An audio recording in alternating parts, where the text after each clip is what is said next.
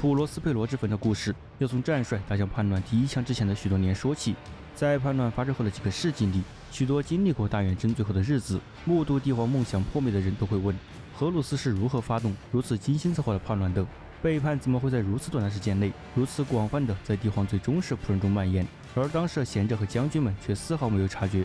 与所有这些问题一样，如果没有经历过那个黑暗的时代，恐怕难以理解问题的答案。现在回过头来看，可以说荷鲁斯的堕落并不像某些人所说的那么突然，也不完全是外部影响所致。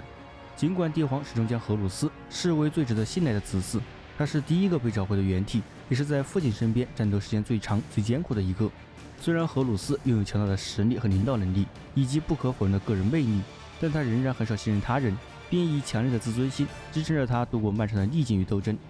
和那些几乎遭到遗忘的历史事件过了许多年才被记录下来一样。从当下回顾历史，我们才能清晰地看到，在战帅短暂的统领下，帝国军队中普遍的不满与叛乱的萌芽迹象，甚至在更早的年代，这类迹象就已经出现。通过周密的储备军火与资源，对忠于荷鲁斯指挥官和部队给予优待，以及建立贸易路线、庇护关系与各类协定，荷鲁斯得以在避开帝皇最亲近的忠仆的前提下，操纵那些他最为信赖的部队。毫无疑问，其中的一部分行为是为了使大远征更加顺利而做出的，并非是为了结党营私，看起来只是为了奖励那些以荷鲁斯之名奋力作战的人。但以后世的视角来看，这些就是荷鲁斯准备发动叛乱的棋子，甚至可能战帅也没有意识到究竟是什么在驱使着他。但在荷鲁斯内心最为黑暗幽深的秘密之所与不被承认的渴望之中，他早已计划好了自己的飞升。背叛行为被掩藏在或是一时兴起，或是有古老传统可循的军事资助与表彰之中，播下了既不会引起怀疑，也不会快速萌发的邪恶种子。直到很久以后，当更加邪恶的影响最终让战帅睁开眼睛，看清他一直对自己隐瞒的事情时，荷鲁斯才会意识到这些谋划意味着什么。有档案显示，荷鲁斯以战帅的合法头衔发布了许多命令和法令，为后来分裂帝国的叛乱铺平了道路。这一系列的任务包括在第30个千年，使得数个骄傲的人类帝国军队因自杀式任务而蒙羞或几乎被摧毁。在第30个千年，荷鲁斯直接出面为几个忠诚度可疑的骑士家族颁布了帝国直接权属令。最后，他还将一些新战士军团，如暗黑天使和嗜血天使派往遥远的边境，这样当荷鲁斯的叛军揭竿而起时，他们将因距离太远而无法支援。但是在荷鲁斯所有将人类帝国的战士引向毁灭之路的悲剧中，有一个事件引起在后世恶名传播之广、恐怖渗透之深，而凌驾于其他所有的谋划之上。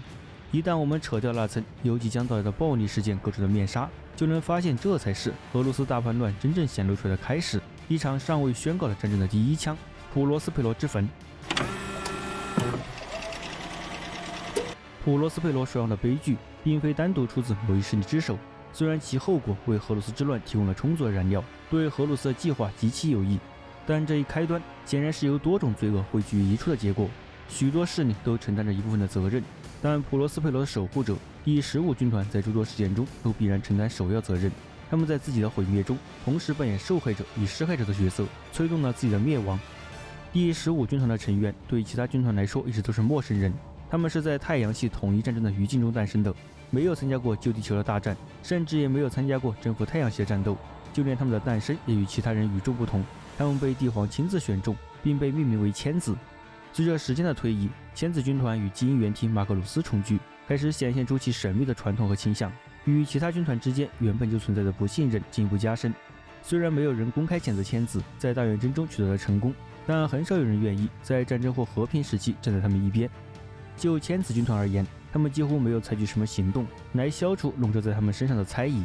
事实上，有证据表明，当一些千子派系试图缓和与其他军团间的隔阂时，另一些派系似乎仍陶醉于他们的恶名，并炫耀着他们有别于其他军团的力量。因此，千子将来自兄弟的排斥变成了一面可以骄傲佩戴的旗帜。于是，军团之间的不满情绪变得越来越严重。千子军团的每一次胜利都会让他们在诋毁者的眼中受到进一步的指责，因为每一次成功都伴随着炙热巫术的出现。随着第31个千年的到来，部分大远征的参与者认为千子以及他们的军团之主已经在一条被帝皇禁止的道路上走得太远了，即巫术之途。但究竟什么是巫术？对于许多人，尤其是那些以清醒的人来说，灵能力量的任何表现形式都算是巫术。这种对灵能力量的看法确实有一定的合理之处，因为无论对其控制多么严格，所使用的力量多么微小，灵能的本质都是极度危险的。但更加普世的观点认为，巫术作为一个源自神秘学的古老术语，在当今人类帝国时代，更多的是用于指不顾一切的追寻灵能力量，或是既无克制亦无谨慎的操纵亚空间的力量，还有指使用被禁止的文本、古代人类的习俗，或是与异性有关的造物。此类行为试图掌握可怕的力量与邪恶的知识，而不理会任何帝皇以其意愿和智慧保护新时代人类帝国的许可或限制。任何心智健全的人都会认为这种行为极为危险，不仅会危及追寻他们的人，还会祸及所有他们身边的人。简而言之，这是有意重复过去时代的罪行，而千子经常被怀疑涉及此类禁忌。太空野狼的原体黎曼努斯、暗鸦守卫的原体科沃斯克拉克斯以及死亡守卫的原体莫塔尼安，是呼吁对第15军团进行正式谴责最为响亮的声音，因为千子军团偏离了理性与法律，也就是帝国真理定下的道路。这3位原体都在不同时刻见证过对灵能力量的极端滥用，导致了难以想象的恐怖后果。他们担心，如果放任千子军团在他们自己的道路上越走越远，千子军团会为他们自己招致灾祸，甚至是伤害新生的帝国。而对这一切的裁决正在尼凯亚会议上进行。尼凯亚会议是一个特别召集的会议，邀请了所有新战士军团以及帝国的许多庞大机构的代表。明面上，它的目的是让帝皇得以倾听来自各方的代表，倾听智库与见证了他们在战斗中行为的人的意见，并对智库是否继续存续做出最终的判决。但是，许多当代和后世的人们都认为这场会议的用意，并不是结束这场在新战士军团中进行的智库实验，或是创造者对这一实验的结果进行了最终评估，而是为了审判千子军团以及其原体马格鲁斯。尼凯亚会议结束后，千子们屈辱地回到了大远征的战场上。除了马格鲁斯，他在普罗斯佩罗的大图书馆里安顿下来，为一个目标而努力，并对兄弟们甚至对自己的子嗣们都隐瞒了这一切。在将近3年的时间里，普罗斯佩罗的战士们继续以昔日的方式手持爆弹枪和利剑为帝皇征战，却再也没有使用他们之前所自豪的力量。尽管马格鲁斯和他所传授的巫术缺席，但千子们还是发起了新的战役，许多世界都在短暂的时间内屈服了。当时，许多人将千子军团最新行动的成功视为帝皇智慧正在结出硕果的证明。然而，近年来许多人声称，千子军团内部仍在持续练习和使用灵能，军团几乎从一开始就违背了帝皇的法令。但由于千子随后的行动，这些指控已无法再得到证实。无论如何，我们还是无法否认随后发生的悲剧，尽管最终的责任是最难确定的，因为原体和军团，甚至是人类之主都必须承担一定的责任。至于马格鲁斯最后的罪行，也就是导致普罗斯佩罗之粉的行为，现在能搜集到的真实信息并不多。第15军团与生俱来的隐蔽性和对普罗斯佩罗的彻底毁灭，极大地掩盖了这一话题。更重要的是，帝皇和他最亲密的顾问们从未将这些秘密归入档案。众所周知，大约在尼凯亚会议召开3年后，马格鲁斯召集了大部分连队前往普罗斯佩罗，将他手下最有学识的连长和曾经修习过剑术的子嗣们召集在一起。除了帝皇本人，没有人知道普罗斯佩罗神庙深处究竟发生了什么。权贵中的一些传言称，一场盛大的仪式揭露了荷鲁斯背叛行为，甚至说千子与亚空间的可怕居民签订了一份契约。而其他传言则称，这是一次误入歧途的尝试，千子企图通过展示自己的力量来证明帝皇是错误的，甚至是用灵能攻击帝国的心脏。不管怎样，有记录显示，在第31个千年的第4年，千子在普罗斯佩罗上集结后不久，帝国的皇宫建筑群就遭遇了严重的地震，以及与历史上那些由灾难性的力量导致的灵能天灾相似的超自然迹象。在巨大的宫殿城市巨入魔块建筑群中，帝国法务部的警戒部队被自发的骚乱、起义现象、恐怖的谋杀以及其他暴力犯罪的报告所淹没，电网超载、火灾与其他灾害到处肆虐。泰拉城市群的所有子区域都陷入了持续数日的混乱之中，直到秩序得以恢复。总的来说，根据帝国文官部的文员事后统计，这些灾害现象以及随后的居民动乱，导致了伤亡人数已超10万。此后数年，泰拉宫殿部分一直没有修复完毕，直到最后在泰拉围城前被纳入多恩的战略防御工事项目之中。尽管官方从未公开谴责这一恶行的真凶，但据深埋于泰拉深处的封闭档案室中的记录，帝皇在事件发生后的数小时内就宣布了对马格鲁斯的正式谴责。人类最安全的世界，帝国权力的中心陷入了疯狂的混乱。而就在同一天，帝皇的原体之一被谴责滥用禁忌之力，并被召回泰拉接受审判，这绝非巧合。我们无法猜测马格鲁斯、普罗斯佩罗的巫师之王希望通过对王座世界的这种冒犯来达成怎样的目的，但其余波将会动摇帝国的根基。由于灵能风暴席卷了帝国皇宫，泰拉的仙与唱诗班陷入了短暂的混乱之中，因此对普罗斯佩罗的裁决与帝皇下达的惩戒令花费了数周才到达了2个目的地：黎曼鲁斯的王庭和战帅荷鲁斯的议会。关于这一时期的许多记载，如今已支离破碎。一方面是因为后来在泰拉围城时期的动乱，另一方面是由于长久以来此事都被一层神秘的面纱所笼罩，除帝皇之手外，无人能够揭开。如今仍然知道的是，禁军统领康斯坦丁·瓦尔多率领着一支在泰拉召集的部队，准备在普罗斯佩罗践行帝皇的意志。不过，这支惩戒军团的总指挥权被交给了太空野狼的基因原体黎曼鲁斯，因为只有一名原体才有审判另一名原体的权利。禁军统领康斯坦丁·瓦尔多的武艺仅次于原体，长期以来一直受到帝皇的青睐，而且持有帝皇本人的司法大印、至高教会权之印。他的权位使他足以合法地凌驾于帝国皇宫以及大元真议会的核心圈层之上。尽管瓦尔多拥有毋庸置疑的个人权力，但他却始终在皇宫和大元真的无数派系中保持中立。只有当他认为此事在职责范围内时，才会介入。所以，帝皇的首席禁军被下令参与到普罗斯佩罗的任务之中，或许可以看作是帝皇的首席顾问掌印者马卡多的手笔。因为其他的人选很可能会陷入帝国各个权力阶级之间的政治分歧与竞争之中，惩戒系统本身也会因此转而服务于某个派系。同样的，若有除瓦尔多之外的人担任帝皇的使者，那么当他直面一位基因原体时，可能会显得过于无力。再加上很少有帝国权贵敢违抗这位冷酷的禁军统领，让瓦尔多后续可以顺利组建起一支部队，以完全的执行谴责令上所记载的帝皇的意志。康斯坦丁·瓦尔多毫不费力地为他的任务召集了军队。虽然自统一战争和太阳系统一结束已经过了2个世纪，但泰拉仍是人类帝国中最大的堡垒。在这里，人类银河疆域之中心，庞大的军团正等待着帝皇的指挥。从星际战士军团到帝国军队中数以百万计的辅助军团，以及所有介于两者之间的各类独特的战斗力量，瓦尔多混编了其中最为强大、神秘的以及最为神圣的部队，作为将耻辱的普罗斯佩罗之主带回泰拉的荣誉卫队。因为这一事件不仅是对马格鲁斯的惩罚，也是向整个人类帝国发出的一个信号。在这支大军的最前沿，矗立着强大的禁军部队，他们是由帝皇创造的最恐怖的基因战士。他们身着微微闪光的青色战甲，驾驶悬浮飞行器的景象震撼人心。这支惩戒军团的主体由几支帝国部队组成，包括骄傲的第3泰拉辅助军的战士们，他们身着有着交错T形纹饰战甲，手中的武器来自神秘的月球铸造厂，以及整整8支可怕的提尼安外围卫队。他们一直作为王座世界的轮值卫戍部队，每位战士都身着来自遥远世界的虚空装甲。在那个动荡的时期，大部分观察者并不知道，还有另一支队伍也加入了惩戒舰队。守夜会指挥官克罗领导着3支基因修女，以及其富有盛名的黑色甲壳反逆人追踪舰加入了舰队。与此同时，恶兆修会的整支小队也加入了其中。这是一个专业化的泰坦分支军团，其总部位于泰拉皇宫隐秘的地下。恶兆修会是一股有着与其名称相符的黑暗深域的力量，负责镇压与消灭阿尔法级灵能者威胁，以及随之而来的剧烈动乱。激进修女与恶兆修会的加入，代表了帝皇决心通过任何必要的手段，将他那误入歧途的儿子带回。但他们的秘密部署或许还暗示着，这些令人生畏的手段并非解决危机的首选方案。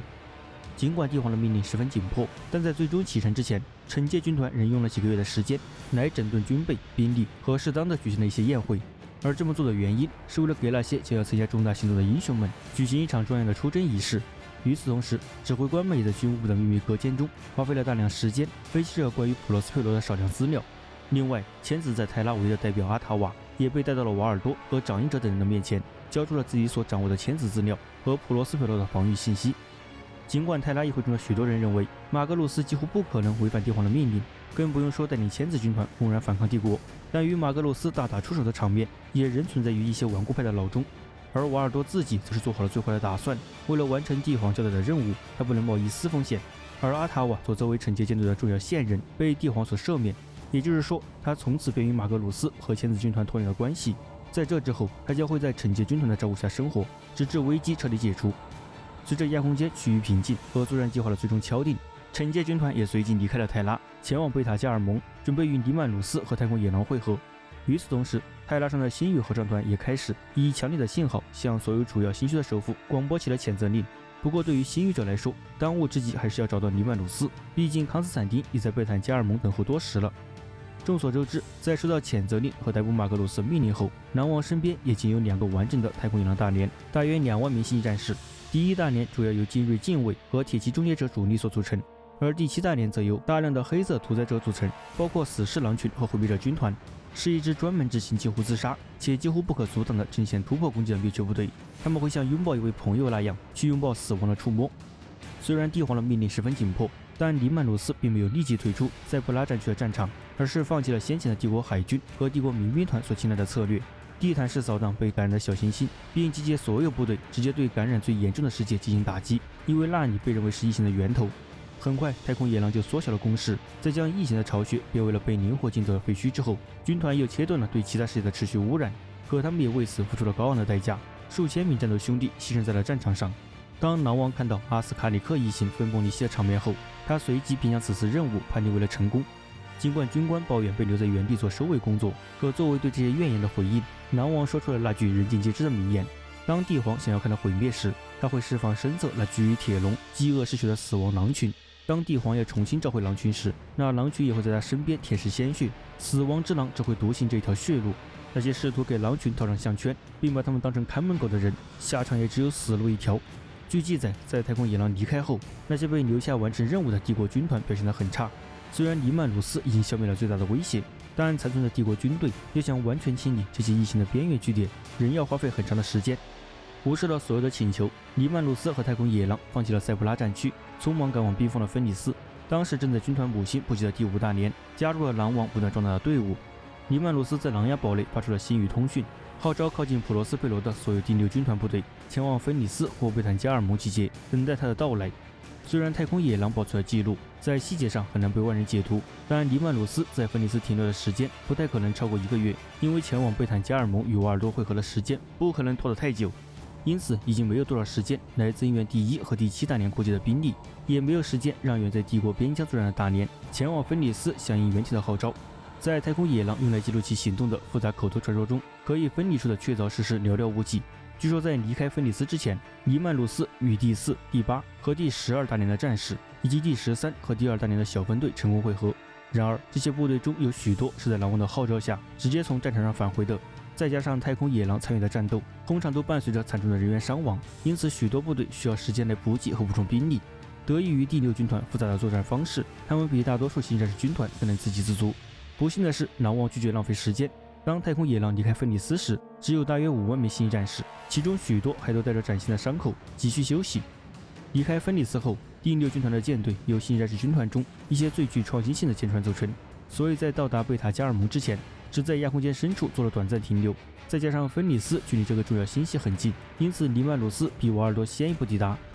在贝塔加尔蒙迎接鲁斯的不仅有听从他召唤的子嗣及第3、第9和第11大连，还有一支新任命的荷鲁斯之子分队。这些战士奉战帅之命，誓死协助狼王完成可怕的任务。指挥官兼使者波罗斯库恩将荷鲁斯的私人信件交给了黎曼鲁斯。这些信件的具体内容我们尚不知晓。事实上，除了黎曼鲁斯和荷鲁斯之外，可能就没有人知道其中的内容。但在了解了普罗斯佩罗即将发生的可怕事件后，我们就能猜到，这是这封信让黎曼鲁斯不再打算抓捕马克鲁斯，而是要让他的军团、他的世界死去。为了达到这个血腥的目的，荷鲁斯不仅派遣了波罗斯库恩和大约5000名荷鲁斯之子，身着战帅所能提供的最精良的武器和盔甲，还派遣了12台死亡军团泰坦、贝坦加尔蒙的泰坦，以及战帅亲自挑选的一些帝国军团。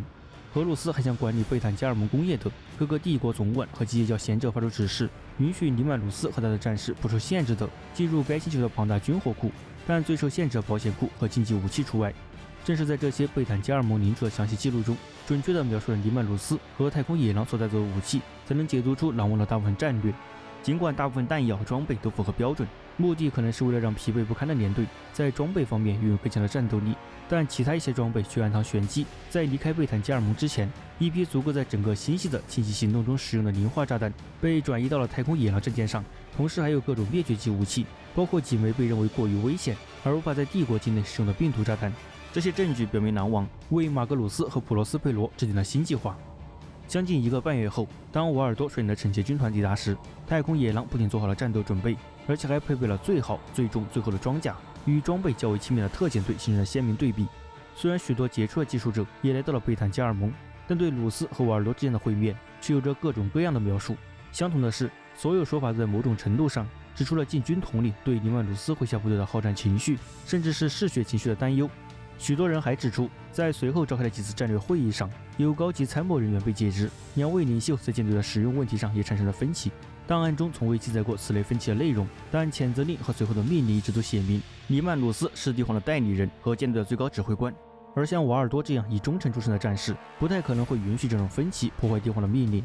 值得注意的是，早在舰队出发之前，跟随瓦尔多的技术者们就被鲁斯下令解散并送回了泰拉。尽管黎曼鲁斯要求对舰队前往普罗斯佩罗的路线进行修改，并且需要将2支特遣队合并，但惩戒军团还是很快就准备好离开贝坦加尔蒙了。从这个世界前往普罗斯佩罗的旅程需要进行一系列亚空间穿梭，这条路线对现有的最好的导航者无法造成真正的威胁，而且比掉头从银河系南部接近普罗斯佩罗要快得多。这也是导航者青睐的路线，因为亚空间潮汐的可预测性更高，所以更安全。此外，这条路线绕过了许多骁龙千子的巡逻舰艇，这将为惩戒军团提供出其不意的效果，让千子军团没有整合兵力的时间。计划确定后，战士们登上了运输船，准备前往遥远的普罗斯佩罗。但早在黎曼鲁斯登上战舰，开启前往普罗斯佩罗的漫长旅行之前，千子军团就意识到了他们的到来。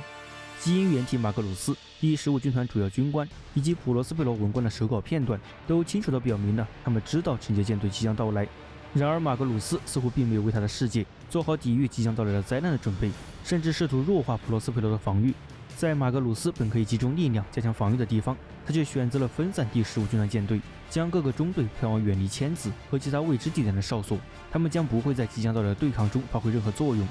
在原体的直接命令下，惩戒舰队路线上的基地、控制站和哨岗都已被遗弃，所有星域通讯和行星通讯都被禁止。但与此同时，他在普罗斯佩罗集结了所有可以联系到的军团成员，只有那些距离太远的人除外。有些人可能会认为，这个最后的行动可以证明马格鲁斯打算抵御即将到来的风暴。但从找到的第15军团记录来看，有关惩戒舰队的信息，甚至是帝皇的愤怒，都从未传达给千子军团。所以，即使黎曼鲁斯和瓦尔多的联合舰队越来越接近普罗斯佩罗，千子们也仍然忙于日常事务和秘密的训练，对威胁熟视无睹。千子军团和普罗斯佩罗卫队都没有试图加固提兹卡城的主要防御工事，以保护唯一在纷争时代幸存下来的大型城市定居点。在某些情况下，甚至有军团主要成员和文职人员失踪，这似乎与他们发现了惩戒舰队逼近有关。虽然除了将第15军团的大部分兵力召回之外，并没有公开增援普罗斯佩罗驻军，但这颗星球仍然是一座强大的堡垒。这颗绿意盎然的星球大部分被丘陵和密林覆盖，其古老的城市不过是被时间淹没的废墟，只剩下坚固的军团前哨站、小型定居点和大部分位于首都提兹卡城外的照阿卡达铸造事业的飞地。然而，这些都并不是弱点，因为普罗斯佩罗虽然表面上郁郁葱葱，却以充斥着各种令人作呕的生物而闻名于世。其中最臭名昭著的是致命的噬灵蜂，这种亚空间生物至今都很难被彻底消灭或清除，也使得在荒野中登陆的任何尝试都变得不切实际。即使对于像黎曼鲁斯和康斯坦丁·瓦尔多来说也是如此，这使得他们无法对提兹卡发动传统的围攻。除了崎岖的地形和致命的动物之外，提兹卡这座著名的光之城本身也是攻击者难以逾越的障碍。北面是崎岖的山峰，遍布激光防御阵和由普罗斯佩罗卫队驻守的坚固碉堡；西面是瓦尔普尼海，幽深的海水可以阻挡常规进攻。最后，在城市的南面和东面建有100米高的城墙，并用内置的盖勒立场进行了加固，以阻挡普罗斯佩罗荒野上所有传说中的恐怖生物。在尼凯亚会议召开之前，提兹卡还受到了一个巨大的灵能护盾的保护。该护盾由千子的追随者维护和加固，其防御力不亚于战舰的虚空盾。黎曼鲁斯在制定攻击计划时曾强调过这种防御的重要性。即使在提兹卡的城墙内，千子的古代神庙也是抵御任何攻击的理想地点，因为老城和迷宫般的街道很难确保安全。最后，第15军团的诡异防御攻势对于外人来说仍然是一个谜。千子军团的这些优势因惩戒军团的固有性质而得到加强，特别是凡人辅助军，因为其最初的目的是作为一个简单的仪仗队，陪同马格鲁斯返回泰拉，而不是一支真正的军队，以应对其他所有选择的失败。虽然在荷鲁斯的操纵下，黎曼鲁斯的目的发生了变化，但回想起来，惩戒军团仍然不具备进行传统行星攻击的能力，因为它缺乏这类行动所需的重型火炮和人数优势。根据从普罗斯佩罗卫队那里获得的信息，考虑到防御工事和熟悉当地情况的优势，普罗斯佩罗驻军与惩戒军团不相上下。而且不要忘记，如果千子军团故意无视帝皇的禁令，他们的灵能力量仍然是一个极其危险的未知因素。除了这些信息之外，我们对千子军团最后几个月的活动知之甚少，因为普罗斯佩罗之坟几乎不会给后来的调查者留下什么线索，我们只能猜测那些已知奇怪事件的原因。有些人声称是马格鲁斯本人遮住了子嗣们的眼睛，无论是自然之眼还是巫术之眼，也许他是想在殉难中寻求救赎。还有人将此归咎于军团的自满，甚至是外界的干扰。在荷鲁斯之乱后编撰的泰拉议会官方记录中提到，根据帝皇的意志，马格鲁斯和千子军团被蒙蔽了双眼，无法看清帝皇怒火的宁静。但就像大部分战争历史一样，我们不可能知道全部真相。离开贝坦加尔蒙后，惩戒舰队在缓慢的亚空间旅程中，先后抵达塔迪亚和其他3个星系。这段长达数月的旅程，将舰队的导航者逼到了极限。尽管舰队在接近普罗斯佩罗的整个过程中，始终保持高度警惕，通过精心选择的亚空间裂隙进入每个星系，以便在遇到敌舰时有利于交战或撤退。但根据惩戒舰队的航行日志记录，在整个旅程中并没有与第15军团的战舰遭遇，即使惩戒舰队抵达了弗扎雷星系，也没有发生任何变故。侦察舰队主要由激进修女和太空野狼战舰组成，早在重型战舰突破亚空间之前，就已经深入了星系外围。这些侦察中队报告说，该星系几乎没有战舰，只有商船和几艘巡逻艇，不仅没有千子主力舰队的踪迹，甚至连一个警戒舰队都没有。这种情况迅速引起了指挥官的高度关注，他们的记录明明显示第15军团正在准备伏击。出于担忧，众人推迟了对普罗斯佩罗的进攻，同时对附近的星系进行了扫描，寻找隐藏舰队的踪迹，还执行了几次扣押离港商船的行动，将其船员交给激进修女进行审讯。得知马格鲁斯本人已经驱散了千子舰队，为惩戒舰队铺平了道路，黎曼鲁斯和其他指挥官表示难以置信。然而，由于没有发现明显的陷阱，惩戒舰队别无选择，只能开始向普罗斯佩罗接近。根据之前收集到的信息，普罗斯佩罗的巡逻艇很快就被太空野狼摧毁，而舰队的主力则直接部署在普罗斯佩罗的高空轨道上，就位于该行星的防御平台和机械教防御卫星之间。趁着突然袭击造成的混乱，遍布普罗斯佩罗轨道的重型巡洋舰和战列舰，利用审讯中收集到的信息和帝国数据库中存储的数据，瘫痪了卫星网络，然后瞄准了指挥所，并对这些武器平台进行了清理。一些民用船只也被俘获，包括几艘属于赵阿卡达铸造事业的机械教货船。他们对帝国军队的到来和即将到来的风暴一无所知，船员被抓获并解除了武装，以便找出潜在的重要俘虏。惩戒舰队很快就击溃了普罗斯佩罗的外围防御，轨道空间在几个小时内就落入了尼曼鲁斯之手，而地面上的人们却没有意识到上方发生混乱的真正原因。像普罗斯佩罗这样重要的帝国世界，明明配备了帝国所能赋予的一切防御力量，却在如此短的时间内失去了所有的保护，这完全是无法想象的。事实上，之所以能取得这样的胜利，还要归功于泰拉的档案馆和火星的数据库中关于普罗斯佩罗防御系统的资料，以及千子舰队的缺席。不管怎样，普罗斯佩罗现在除了地表上的防御设施外，已经没有任何防御了，就算有，也不过是一些激光防御炮弹而已。在星球地表，最初的袭击给民政管理造成了相当大的混乱，通信枢纽中断，碎片如雨点般落在地表。普罗斯佩罗卫队的几个团开始集结部队，准备迎接一场入侵。提兹卡的搜救部队也已就位，以应对这场未知的灾难。但所有这一切只会加剧提兹卡指挥权的混乱。千子军团也陷入了沉默，连长们召开了闭门会议，星际战士则拒绝在没有命令的情况下行动。在轨道上，尽管战帅荷鲁斯的信息一直在暗示，但黎曼鲁斯仍然决定给马格鲁斯一个机会，来解释他明显的疯狂。禁军舰船在广播中宣布了惩戒舰队所承担的使命，呼吁千子军团和马格鲁斯为他们的罪行负责。整个普罗斯佩罗必须向舰队投降，否则将面临帝皇的愤怒。舰队没有收到任何回复，瓦尔多让鲁斯给马格鲁斯一些时间，但随着鲁斯的怒火越烧越旺，舰队在虚空中无所事事。普罗斯佩罗仍然没有任何表示。经过近1个小时的等待，没有人请求宽恕，没有人威胁抵抗，甚至没有人请求确认舰队的身份。最终，尼曼鲁斯结束了外交打算。狼王被这样的侮辱激怒了，下令向这颗手无寸铁的星球释放惩戒舰队的全部火力。尼曼鲁斯命令战舰对普罗斯佩罗施以最严厉的惩罚，将最具毁灭性的病毒和炸药播撒在这片被诅咒的土地上，将其一片一片的摧毁，让其居民迅速死亡。在将近1个小时的时间里，炸弹如雨点般落下，让普罗斯佩罗的绿色荒原消失在了一场燃烧的灰烬风暴中。然而，当战舰停止轰炸时，提兹卡仍然屹立不倒，犹如灰烬海洋中的一座孤岛，被闪闪发光的盾牌所保护。然而，这拯救他的也是惩罚他的原因。即使是重型战舰的多层虚空盾，在这样的火力面前也会经受严峻考验。但提兹卡的护盾却没有丝毫撼动，只有一个可能的原因：尽管目的是为了保护军团和提兹卡人民，但部署了如此巨大的灵能装置，无可辩驳地证明了他们对尼克亚法令的蔑视。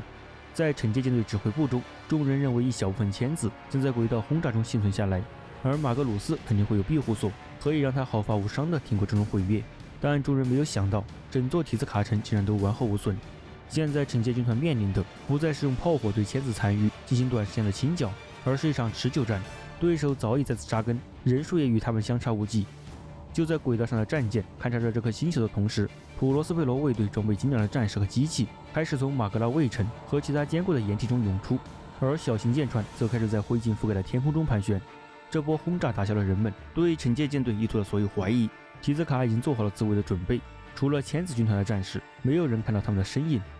然而，尽管普罗斯佩罗卫队不屑一顾，但轰炸也并非无效。尽管灵能护盾保护了这座巨大的城市免受破坏，但它无法阻止炮火袭击白色山脉的侧翼，摧毁了那里的激光防御炮台，并引发巨大的雪崩，摧毁了提兹卡老城区的边缘。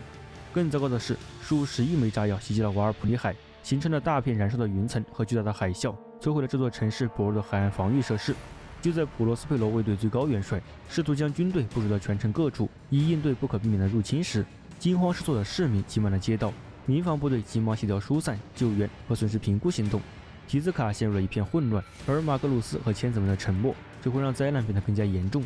在普罗斯佩罗的另一边，受到的破坏要严重得多，因为没有任何防护措施可以抵御上方释放的炮火，所有剩下的就只有灰烬和玻璃化的石头。提兹卡城外的前哨基地已基本消失，只有那些深埋地下的基地在最初的袭击中幸免于难，但他们在炮火后依然保持沉默。就连赵阿卡达的巨大地下飞地，也在舰队炮火的猛烈攻击下陷入了沉寂。地面设施的废墟中没有任何生命迹象，提兹卡的通讯中继站也没有收到任何信号。唯一剩下的抵抗力量就只有提兹卡了，因为城外已经满目疮痍。惩戒舰队的战略家们提议直接对提兹卡发动大规模进攻，然而黎曼鲁斯曾发誓，他和太空野狼将是第一个把战争带到普罗斯佩罗地表，带到他兄弟的城市的人。他命令帝国军队留在战舰上，自己则把狼卫和最凶猛的突击部队集结在一起，准备将战争带入光之城。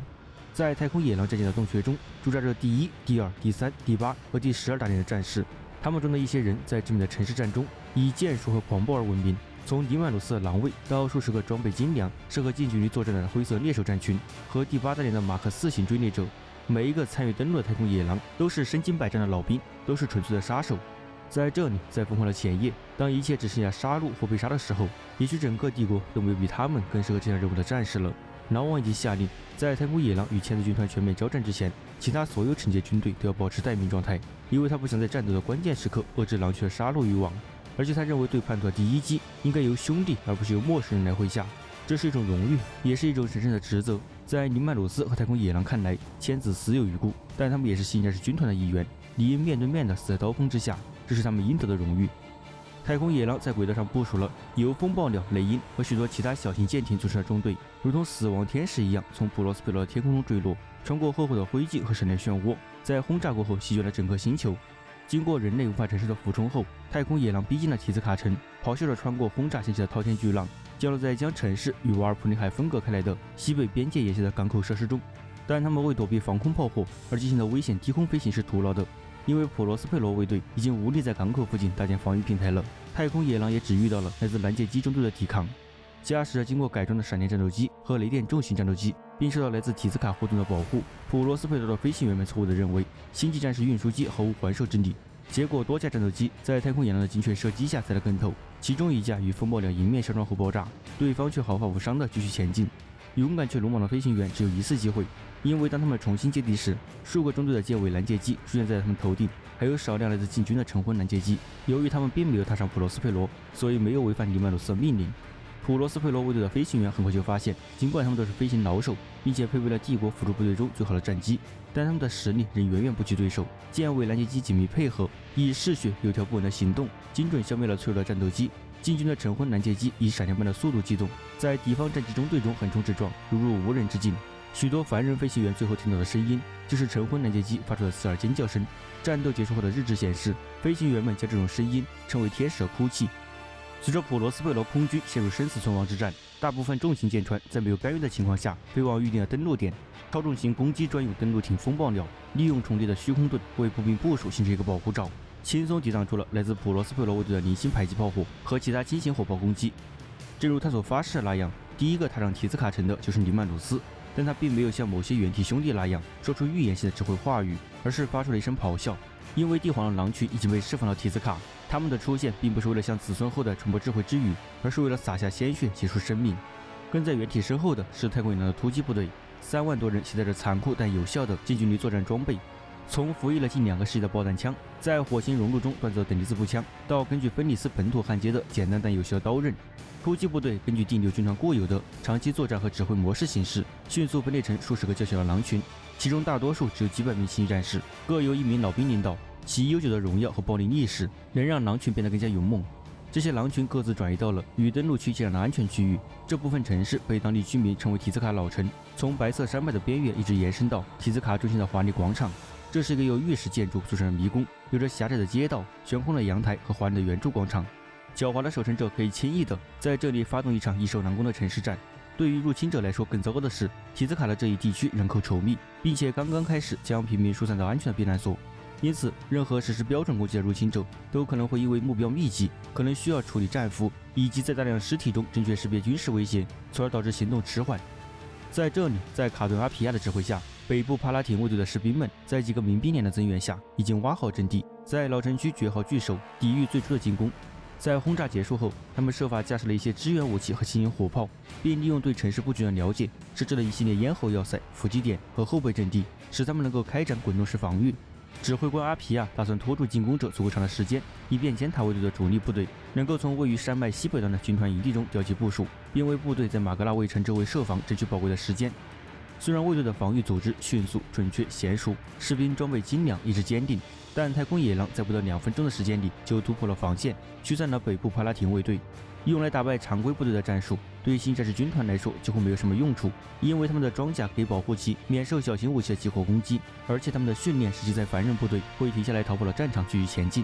就太空野狼而言，这种与生俱来的韧性以及快速攻击的凶猛得到了进一步的加强，其速度和狂暴程度绝非凡人可比。针对他们设置的战区和伏击，很快就变成了绝望的求生行动。太空野狼进入的火场本能让一支较弱的部队丧失战斗力，并将敌人撕成碎片。经过近2个世纪与人类有史以来遇到的最邪恶生物作战，太空野狼已经磨练出了独一无二的杀人艺术，无人能及。即使是像普罗斯佩罗卫队这样被认为是帝国辅助军中训练有素、装备精良的部队，也无法击败太空野狼，因为他们的暴力是如此可怕、势不可挡，令人恐惧。在提兹卡老城的狭窄街道上，帕拉廷卫队对自己的能力充满信心，希望能困住敌人并伤其元气。然而，他们很快就将意识到，被困住的人其实是他们自己。该区域的帕拉廷卫队在几分钟内就被打得溃不成军。然而，当太空野狼在街道上追逐幸存者时，屠杀持续了近15分钟。他们对武装人员毫不留情，并驱赶着变形的平民，将大批惊恐的平民和满身是血的士兵向东南方的光之城中心地带驱逐。据估计，在普罗斯佩罗之战的最初15分钟内，总共有约1万名士兵战死。此外，还有成千上万的平民死于交火，或在惊慌失措中被踩踏，或夹在2支武装部队之间。提兹卡老城曾经纯净的白玉街道，很快就被红色的鲜血浸透，精美的柱廊和前面的广场也被打得支离破碎。尽管太空野狼的进攻看起来一定是野蛮和无法无天的，是鲜血和暴力的狂潮，几乎没有任何指挥和控制，但事实却远非如此。黎曼鲁斯并不是一个只会破坏的野蛮人，他和芬里斯文化给太空野狼带来的纪律性，意味着他们虽然野蛮作战，但却是在一个复杂计划的约束下进行的。而这个计划的第一阶段就需要残忍地肢解第一波敌人，让守军感到恐惧。在没有明显人数优势的情况下，攻占像普罗斯佩罗这样的世界是一项艰巨的任务。第6军团不能陷入漫长的战斗中，尤其是在签子尚未投入战场的情况下。为此，太空野狼冒着生命危险发动了正面进攻，目的是在任何抵抗开始之前就瓦解守军的士气。而在此过程中，他们将冒着过度深入的风险。好在狼王的赌博最终得到了回报，因为太空野狼在到达城市西北方的马格拉卫城和南方的雷姆萨河岸之前，没有遇到任何明显的抵抗。雷姆萨河从太空野狼登陆的海湾一直延伸到市中心外围，与提兹卡老城形成了天然的边界。守住这条易守难攻的防线是第6军团的首要任务，因为他们知道签子很快就会反攻，并打算在这条防线上击败对方。然而，太空野狼却遇到了意外的情况，因为提兹卡不仅是忠于签子镇的家园，也是奉战帅之命调往该星球进行补给的几个帝国军团的营地。古老的帕拉丁宫殿是提兹卡古代王朝的遗迹，位于雷姆萨河与提兹卡老城的对岸，而在围墙内驻扎着马格丹自由军团。马格丹自由军团来自最早生存的世界之一，他们以对帝皇坚定不移的忠诚而闻名，但却完全不知道普罗斯佩罗遇袭的相关情况。同样，惩戒舰队的指挥官也没有被警告过他们的存在。当太空野狼的快速推进遇到自由军团的外围防线时，战火迅速扩散。然而，与帕拉廷卫队不同的是，自由军团是大远征的老兵，他们深知正面消灭星际战士是徒劳的，于是他们试图利用帝国军队可能的全套武器来发挥自己的优势。当狼群占领河边的步兵阵地时，快速移动的马卡多重型坦克中队在广阔的装饰性田野中，用一连串炮弹暂时阻止了太空野狼的进攻。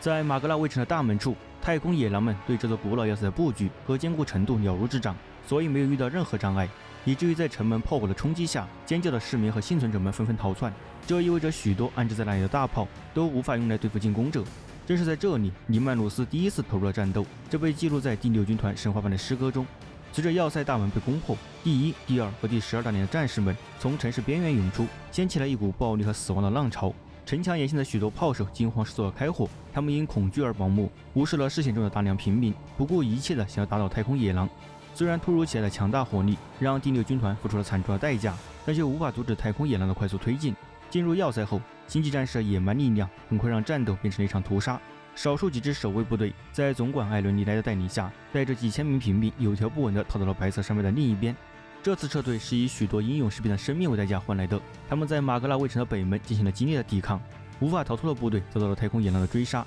有的选择在要塞中抵抗到底，有的则惊慌失措，在逃跑中死去。大约200名士兵封锁了军械库的大门，在太空野狼第1大连的终结者面前坚持了近10分钟。当铁骑终结者突破防线时，他们引爆了里面的弹药，以示最后的反抗。然而，无论他们选择如何处理，死亡都会降临到所有躲在马格拉卫城的人身上。从瓦尔普尼海到金字塔的边缘，太空野狼几乎没有遇到任何阻碍。他们的盔甲上沾满了死者的鲜血，街道上到处都是尸体和垂死之人，空中卫队几乎全军覆没。太空野狼和惩戒军团的战机统治了普罗斯佩罗上空。与此同时，马格拉卫城像柴堆一样在白山之间熊熊燃烧。在海湾口瓦尔普尼海的沙地入口上方，随着太空野狼一起降落了几门重型火炮，集中火力瞄准了俯瞰整座城市的马格鲁斯雕像。黎曼鲁斯面无表情地看着兄弟的巨大半身像沉入波涛之下，因为他知道这仅仅只是战斗的前菜，在千子军团加入之前，一切还尚未分晓。随着马格拉卫城的陷落，太空野狼成功地占领了提兹卡老城的大部分地区，打开了一条通往神殿的畅通无阻的道路。而神殿则是千子军团各个分部和市政总部的所在地。但一些小股抵抗力量仍在提兹卡老城内战斗，他们是孤立无援、士气低落的尖塔卫队。帕拉丁宫殿被炮弹蹂躏，这里成为了太空野狼血沼的杀戮场。马格丹自由军团也曾试图通过谈判达成停火协议，但遭到了拒绝。尽管遇到了一些挫折，但进攻仍在继续。黎曼鲁斯拒绝康斯坦丁瓦尔多让惩戒军团其他成员参战的请求，这一决定在后来受到了一些人的批评，但其动机并不像一些学者所说的那样是出于对荣誉的渴求，而是为了让太空野狼的力量和士气不受千子强大的占卜能力的影响。也许黎曼鲁斯最初进攻的主要目的是为了引出马格鲁斯子嗣们，迫使他们在坚固的神殿外与惩戒军团交战，在那里优势完全在于千子所生的可怕的神秘力量。由于几乎没有关于部署的情报，所以众人对普罗斯佩罗上的千子数量一无所知。而要实现这一目标，最简单的方法就是通过挑衅迫使他们现身。攻击仍在继续，太空野狼沿着城市北部边缘，向银色堡垒的防御工事和最靠近提斯卡中心的地区发起进攻。但除了零星的民兵部队和坚大守卫，以及试图用老旧武器保卫家园和家人的绝望平民之外，突击部队几乎没有遇到任何抵抗。这些微小的抵抗势力很快就被粉碎了。凡是举起武器反抗太空野狼的提斯卡人无一幸免，那些没有抵抗的人则被直接忽略或任由他们逃跑。随着前线的覆盖范围越来越大，快速推进的战略开始让执行第一波攻击的太空野狼捉襟见肘。很快，先锋部队就推进到了白山下的花园水区，距离银色堡垒只有最后几公里。在花园的柱廊中央，帕拉廷卫队最后的抵抗力量之一已被快速推进的战车和喷气摩托中队所围困。凡人部队虽然斗志昂扬，但在星际战士军团面前却显得毫无希望。然而，当第6军团的星际战士集结起来，准备发起最后的冲锋时，他们遭遇的并不是一群绝望的人类士兵，而是一连串的闪电、火焰触须和无情的利刃。千子军团终于加入了战斗，他们用一种未知的手段完全包围了太空野狼的阵地，并决心让他们为普罗斯佩罗的破坏付出沉重的代价。与此同时，在整个提斯卡城，在太空野狼前进的关键地点，千子实施了一系列毁灭性的伏击。在中心区的外围，第3大连在第一次打击中就损失了数百名战士，因为地基被隐藏的千子小队用诡异的力量压垮，让巨大的建筑群压在了狼群身上。当城市在倒塌声中摇摇欲坠时，沿着西边前进路线行动的第8大连的侦察小队和突击小队发现自己卷入了一场与千子小队的消耗战中。每当太空野狼试图与他们交战时，千子就会消失，片刻之后又会出现在新的伏击阵地上。即使在登陆区的防御工事保护范围内，也有身着深红色和蓝色盔甲的千子潜入。他们后来被确认隶属于无形者，一种更加阴险的渗透者。这些小队对太空野狼的指挥人员执行了斩首行动，好在被负责保卫这一地区的格尼姆·尼尔·黑雪和铁骑终结者击退。许多人对千子在提斯卡战役初期的明显摆烂提出质疑。一些学者认为，这只是为了让惩戒军团在城市中分散兵力，因为这样对太空野狼造成的损失确实会比公开抵抗最初的登陆要大。但这类理论无法解释马格鲁斯和一些高级军官在大部分时间里缺席的原因。当他们的家园被烧毁时，这些受人尊敬的领袖和威名赫赫的战士仍然缺席，这证明原因绝不只是误导那么简单。从千子神庙烧毁的废墟中提取的少量记录暗示了千子在第一次登陆时沉没的核心原因。已发现了一些零碎的录音和图像显示，当炸弹落到提兹卡时，大图书馆的中心召开了一次会议，这是军团的领袖和最有影响力的战士会议。在这次会议上，马格鲁斯似乎在敦促子嗣们不要反抗即将到来的审判，并允许他们的原体被押到泰拉。也许是为了让帝皇和他的拥护者手下留情，或者仅仅是为了避免两个军团之间的全面战争所带来的毁灭。正是这番对第15军团的讲话，让军官们在太空野狼踏上普罗斯佩罗时陷入了质疑和混乱之中。虽然大部分会议记录都在普罗斯佩罗的混乱中被毁，但很明显，千子军团对原体的请求意见不一。虽然绝大多数人都想为保卫家园而战，但很少有人会违抗马格鲁斯的命令。最后，似乎是以阿泽克·阿里曼为首的高级军官说服了绝大多数军团成员参战，留下持不同意见者在大图书馆中等待结局。在整个提兹卡北部，千子军团发起了猛烈的进攻，太空野狼根本无法预料或阻止他们。千子袭击了早已被宣布安全的区域，或者就在太空野狼的眼皮底下，用纯粹的巫术力量和灵能力量来获取战略优势。这显然是对尼凯亚法令的蔑视。一些千子使用灵能来掩盖他们的行动，尤其是无形者，而另一些则直接向太空野狼发出强烈的打击，成为被愤怒所激化的活体炮兵，吸收着危害身体和灵魂的邪恶力量，进行大肆破坏。还有一些对巫术不太精通的人，则利用纵横交错的传送门网络进入提兹卡。这些传送门至今仍隐藏在众目睽睽之下，其大小甚至足以让小型装甲车通过。在千子法师的努力下，这些石门被激活后，几乎可以瞬间通过走廊进入另一个传送门，进入黑暗的亚空间。千子军团将这些传送门安置在了提兹卡的许多大型建筑中，并利用这些传送门部署整支分队，让在北部地区警戒的太空野狼疲于奔命。而太空野狼不断推进的前线，很快就陷入了混乱的泥潭。一些战士试图与敌人接触，另一些则在伏击中包围了似乎随意出现或消失的千子。与此同时，军团最常用的通讯频段被暴风雪般的静电所干扰。千子们非常了解军团设备的弱点，尽管太空野狼设法利用高速信号进行了有限的通讯，但还是无法协调对千子的攻击。这可能会削弱一个更习惯于团结协作、依赖于高度同步的军团。但太空野狼有足够的自主性和独立作战的能力。由于无法确定许多部队的具体部署细节，尼曼鲁斯在战斗的这一阶段只能辨别出几个具体事实。首先，他已经成功吸引了千子。其次，前线面临着即将崩溃的威胁，但与往常一样，在其他指挥官可能会撤退以巩固部队的情况下，鲁斯相信他的狼群能够守住阵地。他命令预备队沿着中心区的边界前进，目标是火凤金字塔和黑鸦金字塔。如果能迅速攻克这两座巨大的建筑，太空野狼就能拥有一个安全的集结地，并向位于城市中心闭眼广场上的光芒金字塔挺进。鲁斯集结后备部队，向提兹卡中部的外围地区释放了第1大连残暴的狼卫，以及第2和第3大连的苍白猎手和装甲中队。然而，他们原以为只会遇到零星的抵抗，以为大部分守军已分散到城市各处，与第一波攻击者交战时，却遭遇了久经沙场的圣殿骑士小队。他们是普罗斯佩罗尖塔卫队的精英，手持噼啪作响的动力斧，在市中心的尖塔和密集的人行道上准备作战。与他们并肩作战的还有千子分队，其中许多都带有在太空野狼遇袭时发现的相同标记，并得到了未知类型的奇怪及强大的制空机兵的支援。在仇恨和愤怒的刺激下，这条新战线上爆发了激烈的战斗，双方都使出了浑身解数。太空野狼的凶猛遭遇了千子所释放的灵能漩涡，两个军团的星际战士在大规模的公开冲突中相遇，这样的战斗在帝国内前所未见。尼曼鲁斯率领近2万名太空野狼对抗规模几乎相等的千子军团，并在战斗中蹂躏了普罗斯佩罗。曾经完美无瑕的街道和柱廊式广场变成了冒烟的废墟，太空野狼将大剧院和图书馆付之一炬，并追杀其人民。而千子则急于惩罚进攻者，将为数不多的完好建筑变成了炮壳那类的碉堡和鲜血淋漓的要塞。在提兹卡老城，第8大连和第12大连的战士们很快就与无形者的精锐灵能渗透者展开了一场新的伏击和反伏击游戏。沿着帕拉丁宫殿的边缘，更多的太空野狼参与了对自由军团的攻击，将战争带给了忠于帝国的士兵。他们的罪过是在错误的时间出现在了错误的地点，而他们会出现在这里的原因也十分明显。街道上曾经充斥着欢声笑语，如今却响起了垂死者的惨叫、爆弹枪尖锐的破空声，以及千子的疯狂咒语。双方都没有怜悯，没有克制，没有尊重。在提兹卡的街道上，曾经是兄弟的战士们拼尽了最后一口气，只想拖着敌人一起死，谁也没有想过要活下去。被逼到毁灭边的千子放弃了一切救赎的希望，充分释放了他们尚未开发的灵能潜能，向太空野狼释放了他们之前以为的全部恐怖力量。黑色的闪电从天而降，在灰色战士之间旋转，将他们焚烧殆尽。绿色波涛就像一条火蛇，席卷了狭窄的街道，寻找着太空野狼的踪迹。随后，无形的利刃切开了动力架，碎尸四散，鲜血还没灌入受害者的血管就开始沸腾。但尽管如此，太空野狼的攻势却没有丝毫动摇，许多人在死去时还直视着对手的眼睛。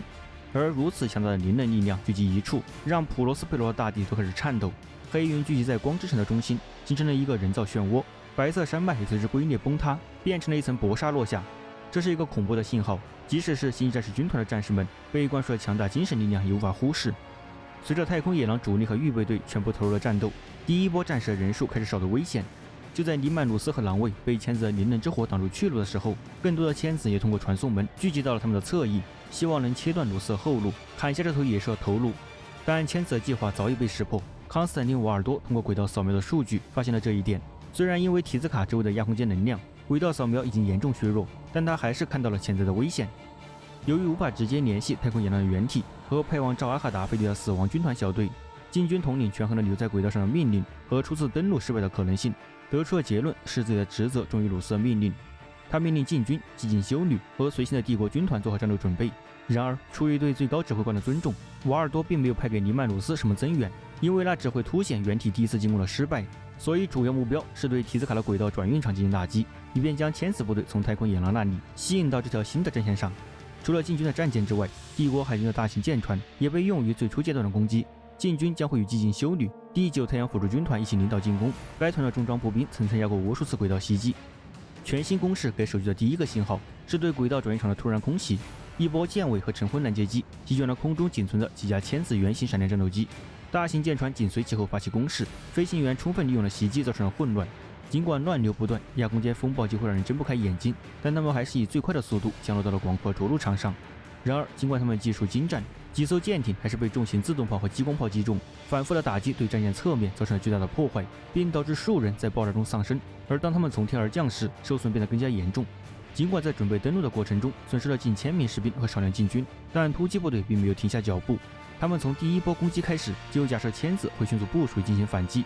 土星重装步兵以纪律严密的方阵向着陆场周围的炮台和防御掩体移动，依靠落地锤堡压制里面的叛徒。身着深红色制服、装备与辅助军相似的是西帕拉廷卫队，他们的防线被马卡特重型坦克和尖塔卫队圣殿骑士中队加强。当太阳辅助军集中火力占领防御阵地时，禁军迅速向轨道控制塔推进。帕拉斯反重力坦克从货舱中全速冲出，以优美的身姿在炮火中穿梭躲闪，接近目标。与此同时，克罗洛斯反重力运兵车以精确的火力清除阻挡前进道路的敌军。身披金甲的禁军们很快就到达了控制尖塔，其水晶般的塔顶已被炮火粉碎。他们轻松击退了尖塔卫队的战士，就像泰坦与小孩子搏斗一样。当瓦尔多的战士们像死亡飓风一样穿过塔楼下层时，就连精锐的圣殿骑士也被屠杀殆尽，只留下残缺不全的尸体。与土星步兵的协同行动不同，禁军几乎是单独行动，每个战士都是依靠自己的技能来确保自身安全，而不是依靠身边人的警惕，并且面对像尖塔卫队这样实力较弱的敌人，战斗起来更是易如反掌。不过当禁军到达塔尖时，他们遇到了塞克麦型终结者，许多人称其为圣甲虫。这些在大远征期间享有盛誉的战士是千子军团的精锐终结者，他们一生都在接受单兵作战的训练，并在长期的征服战争中得到了锤炼。而面对如此强大的敌人，禁军们也占尽上风。不过圣甲虫的成员并不是作为个体战斗，而是几乎作为一个整体和一个头脑进行战斗。他们用终结者甲和动力斧组成一堵城墙，当禁军攻击其中一个圣甲虫时，两侧兄弟们就会上前支援。正是在这里，第一位禁军在与星际战士公开战斗中倒下了，他被3名圣甲虫砍倒在地。然而，即使是精神强化过的武技，也无法战胜禁军的残暴力量。没有一名黄金战士在战场上受伤或阵亡，就会有更多的终结者精锐被杀。但圣甲虫所接受的训练不仅仅是剑术和枪法，让他们万劫不复的巫术才是千子精锐的决定性优势。就像在北方与太空野狼战斗中一样，他们可以点燃空气，让凶猛的火焰吞噬敌人，或者迷惑敌人的心智，让他们击中自己的盟友，或者给自己变出灵能构成的盾牌和剑刃。但圣甲虫很快发现自己无法使用这股力量了，或者说使不出来了，因为激进修女正紧随在禁军身后。他们的出现让空气变得冰冷，封印了本可以拯救圣甲虫的巫术力量。由于无力回天，保护塔楼的终结者很快就被帝皇的护卫淹没，这是圣甲虫自诞生以来从未遭遇过的失败。随着他们的死亡，轨道转运场很快就落入了惩戒舰队的手中。瓦尔多此时正率领他的禁军卫队穿过普罗斯佩罗漫步创业的街道，他很快下令全面部署所有的部队，太阳辅助军、禁军和激进修女，而在太空野狼预备队中，大多数选择等待原地的召唤，只有第13大连和第11大连加入了新一轮的进攻。第13大连性情急躁，总是渴望战斗和鲜血，而第11大连则由带死翼者和死侍狼群组成。所属的莫凯教派在很大程度上就是一个机构，也因此与鲁瑟意志联系较少。他们留下第4、第5、第7和第9大连，与恶兆修会和荷鲁斯之子并肩作战。在瓦尔多的领导下，第2波袭击开始行动，以实现其目标。第1队向北推进，穿过帕拉丁宫殿，与尼曼鲁斯和太空野狼会合。第2队向东推进，夺取塞索斯特尼安大运河。该运河直接通往城市中心的特拉布里和埃图鲁斯金字塔脚下的瓦尔普里海，但自由军团的残部在帕拉丁宫殿内筑起了防御工事。在与太空野狼遭遇后，他们拒绝撤退，而盘踞在山上的尖塔卫队残部则在古老神庙和破碎10年的废墟中被逼得接近疯癫，也对帝国部队的投降要求置若罔闻。这些小股抵抗力量被包围，从而失去了战斗力，使得第2波主力及禁军和辅助军组成的精锐部队得以在轨道转运场集结，以突破千子军团的后方防线，为提斯卡战役画上一个决定性的句号。就在太空野狼的后备部队赶来增援尼曼鲁斯，并让千子军团血流成河之时，一支荷鲁斯之子小分队紧随其后登陆，并开始执行一项更为黑暗的任务，其影响后来在很大程度上被历史学家所忽视。在波罗斯库恩的带领下，荷鲁斯之子和辅助部队按照战术的旨意，分散到了提斯卡北部已平定的地区，开始围捕普罗斯佩罗的平民。荷鲁斯之子身着青色盔甲，手持扩音器，将大批难民赶进匆忙搭建的收容区。那些胆敢反抗的人被当场消灭，他们的尸体被扔在了提斯卡的废墟上，或者被残忍的肢解后摆在道路两侧，作为对难民活生生的警告。在收容区内，荷鲁斯之子开始有条不紊地对难民进行分类和编号，而绝望的战斗仍在激烈进行。一些人被送上了在低轨道上等待的荷鲁斯之子巡洋舰，可能有几千人之多，而其他人的命运则更加悲惨。分拣完成后，选中的人被带走，荷鲁斯之子撤出了收容区，然后调来大炮将其夷为平地，抹去了发生事件的一切痕迹。现在很少有文献提及这些事件，荷鲁斯之子的目的是什么也尚不确定。但考虑到普罗斯佩罗原住民所拥有的灵能天赋，以及后来荷鲁斯之子和怀衍者在大叛乱时期部署的辅助军团和洗教部队中出现了大量叛变的灵能者，这其中可能存在某种联系。虽然这种联系现在无法证实，但荷鲁斯是以他的远见卓识和拒绝放弃日后能派上用场的东西而闻名的。第6军团的战士们与人类之敌进行过多次战斗，如果这是一场普通的战斗，可能就到此为止了。但他们不是在与异形威胁作战，而是在与帝国最精锐的军队之一支完整的星际战士军团作战。千子军团无意让敌人控制战局，察觉到援军的登陆，之前作为预备队的千子和尖塔卫队迅速投入了战斗。千子在黑压金字塔的尖顶上举行了盛大的仪式，以数百名仆人的生命为代价刺穿未来的面纱。在下方的牢房里，巫师们则试图通过洗脑从前线带来的俘虏，以推测惩戒军团的计划。无论是牺牲仆人还是屠杀俘虏，如此巨大的灵魂献祭只会加剧城市上空的亚空间风暴，但却为阿里曼和千子指挥官提供了至关重要的情报。这些情报将与隐藏在城市古老建筑中的亚空间传送门相结合，使他们能够迅速重新部署兵力，遏制入侵者。与此同时，刚刚登陆的第3泰拉辅助军发现他们向临时防御工事的推进步伐被突然出现的千子第9学会的一支分队打乱了。惩戒军团的指挥官们发现，他们所有的攻击都在黑压学派的预料之中。在康斯坦丁·瓦尔多的亲自率领下，大约500人的禁军部队向帕拉丁宫殿中的尖塔守卫发起了围攻，结果却与毁灭修会的战争机器由千子终结者和无畏机甲组成的分队陷入了激烈的巷战。禁军的各小队在前进的过程中被巨大的绿色火墙分割开来，然后遭到了从各处冒出的千子精锐的攻击。长刃的斧头带着不祥的力量嘶嘶作响，砍杀着陷入陷阱孤立无援的禁军。但对于帝皇的护卫们来说，其存在的目的就是解决刺客和意想不到的敌人。如此致命的伏击也不能保证胜利，这是千子在付出代价后所发现的。还有一些人在瓦尔多的指挥下，发现自己被卷入了人工闪电的洪流中，这些闪电被点燃并复活，以追逐天生敏捷的禁军，或者当千子冲向他们时，突然被困在原地一动不动。千子的灵能潜能、马格鲁斯的秘密教诲，甚至是帝皇曾经禁止子嗣们使用的巫术，如今都在愤怒和绝望中释放了出来，与帝皇的超级战士展开了一场震撼人心的对抗。在其他地方，太空野狼的第11大连试图绕着圣山向东推进，前往瓦尔普尼堡垒的金色城墙也被突然从侧翼出现的千子拦截。死侍狼群在火焰中大笑，即使亚空间的力量将骨架化为灰烬，他们的黑色巨斧仍然劈向了敌人。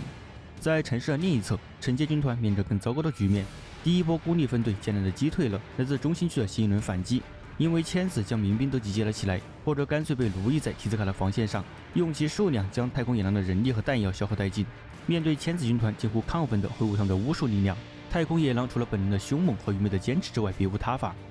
尼曼鲁斯每次只能在一场战斗中扭转局势。第6军团的芬里斯祭司们在对抗千子军团中更强大、更鲁莽的巫师时能力有限，因为对方放弃了一切，是要使用禁忌巫术，将全部的仇恨撒向整颗星球，迫使太空野狼和盟友沿着离中心区最远的圣殿边缘坚守防线。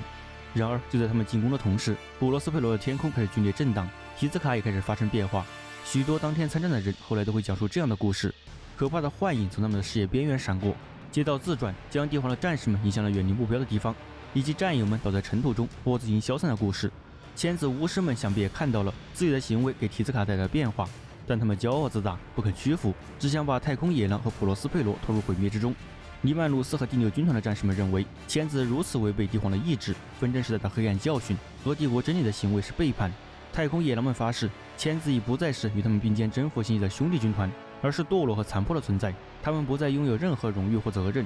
作为回应，尼曼鲁斯向留在轨道上的子嗣们喊话：这已不再是一场局限于帝国领土的战争了。普罗斯佩罗已经被其保卫者的行为所诅咒，无权得到任何怜悯。太空野狼将对其进行清洗，让那里显现的邪恶永远不再苏醒，不再给人类带来任何麻烦。在尼曼鲁斯的直接命令下，第7大连的黑色屠宰者、毁灭者和火分部队的工程炮兵预备队，那些在大地上制造荒凉的人，已经奉命使用恶毒的灵火和禁止武器。更有甚者，在荷鲁斯使者的怂恿下，使用了从贝坦加尔蒙取出的新型病毒炸弹。他们得到的命令是消灭提兹卡，不留任何东西，不放过任何男人、女人或孩子。尼曼鲁斯已经采取了自己的措施来应对千子陷入疯狂所带来的威胁。瓦尔多也采取了同样的措施。恶兆军团是瓦尔多最强大的后备力量，其令人厌恶的属性本可以扭转局势，但现在却有些力不从心。瓦尔多的通讯显示，跟随惩戒舰队而来的少量灵能泰坦已经在没有命令的情况下部署完毕，并前往了城外的荒原调查死亡军团泰坦的命运。如此近在咫尺，又如此遥不可及，命运的转折夺走了恶兆军团的力量。然而，与尼曼鲁斯不同的是，瓦尔多并不准备简单的消灭这座城市本身，因此他求助于寂静修女。他们与生俱来的体质可以有效地抵消任何灵能力量，但不幸的是，在整个惩戒舰队中，只有3000名寂静修女，不足以保护派往提兹卡的庞大部队。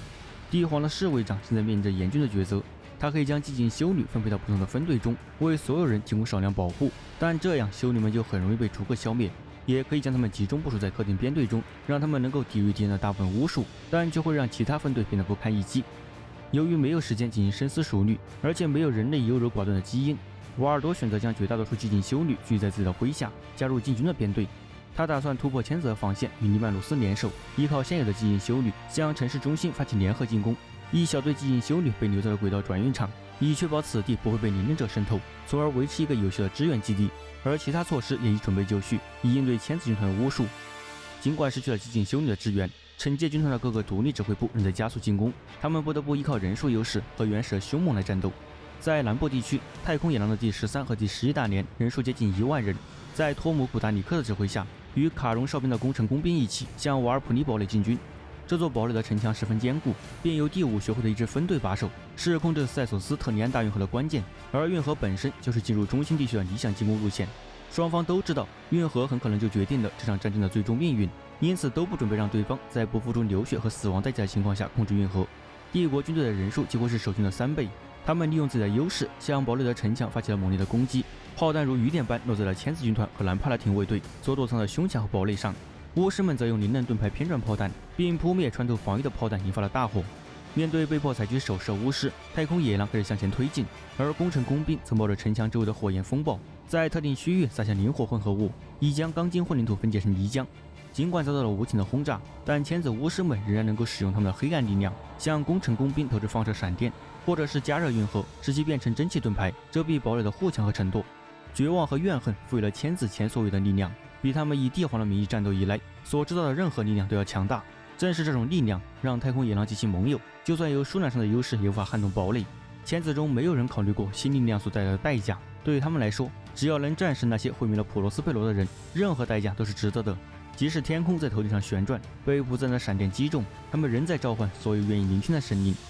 即使是太空野狼的狂暴攻击，也无法完全压制这股灵能力量。千子军团在瓦尔普尼堡垒和北面的银色堡垒都挡住了敌人，在那里，第2和第3大连的战士们包围了一支千子分队。在深山顶部，距离轨道转运场不过几公里处，第3支千子分队也展开了类似的防御，四面八方都是惩戒军团的士兵。后者死伤惨重，好在得到了禁军的增援，才得以继续进攻。即使在城市闪闪发光的中心区外围，黑鸦金字塔和猎鹰金字塔的侧面也因战斗留下了巨大的伤口。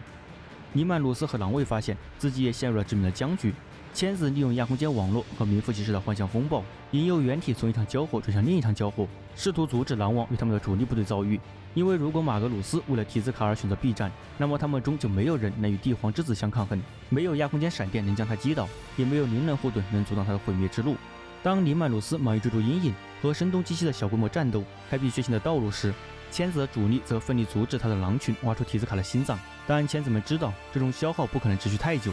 在提兹卡战事的这一阶段，惩戒舰队采取的所有行动中，唯一取得了一定成果的是对帕拉丁宫殿的袭击。禁军最初的进攻在千子巫师面前停滞不前，在激进修女的协助下，他们才得以再次前进。冷酷无情、没有灵魂的女战士们带头发起进攻，他们在没有惊动千子猎人者的情况下，渗透进了纵横交错的阵地，并在禁军重新发起进攻时，袭击了企图使用灵能的哨兵。当克罗洛斯反重力运兵车在废墟中徘徊时，千子军团也向前迎击，但他们与日俱增的愤怒并没有引起灵能力量的爆发，只产生了昙花一现的闪电。由于有如此多的激进修女在场，其中还包括近10名最强大的湮灭骑士。一般来说，他们只会在处理阿尔法级灵能者、镇压灵能者煽动的暴动以及人口清洗时才会大规模部署。因此，千子军团的巫术被有效限制，让他们只能用仅剩的武艺来直面禁军的愤怒。但尽管千子长期依赖灵能巫术，却仍然是星际战士军团中的佼佼者，是银河系最优秀的战士之一。在这一天，超过6000名千子，包括一支圣甲虫狩猎者小队和一支全副武装的毁灭修会分队，与仅仅只有500名禁军和2支激进修女组成的部队展开了对抗。提兹卡在他们周围燃烧，亚空间传送门因不可接触者的存在而瘫痪，于是千子军团开始收拢队伍，发起了致命的冲锋。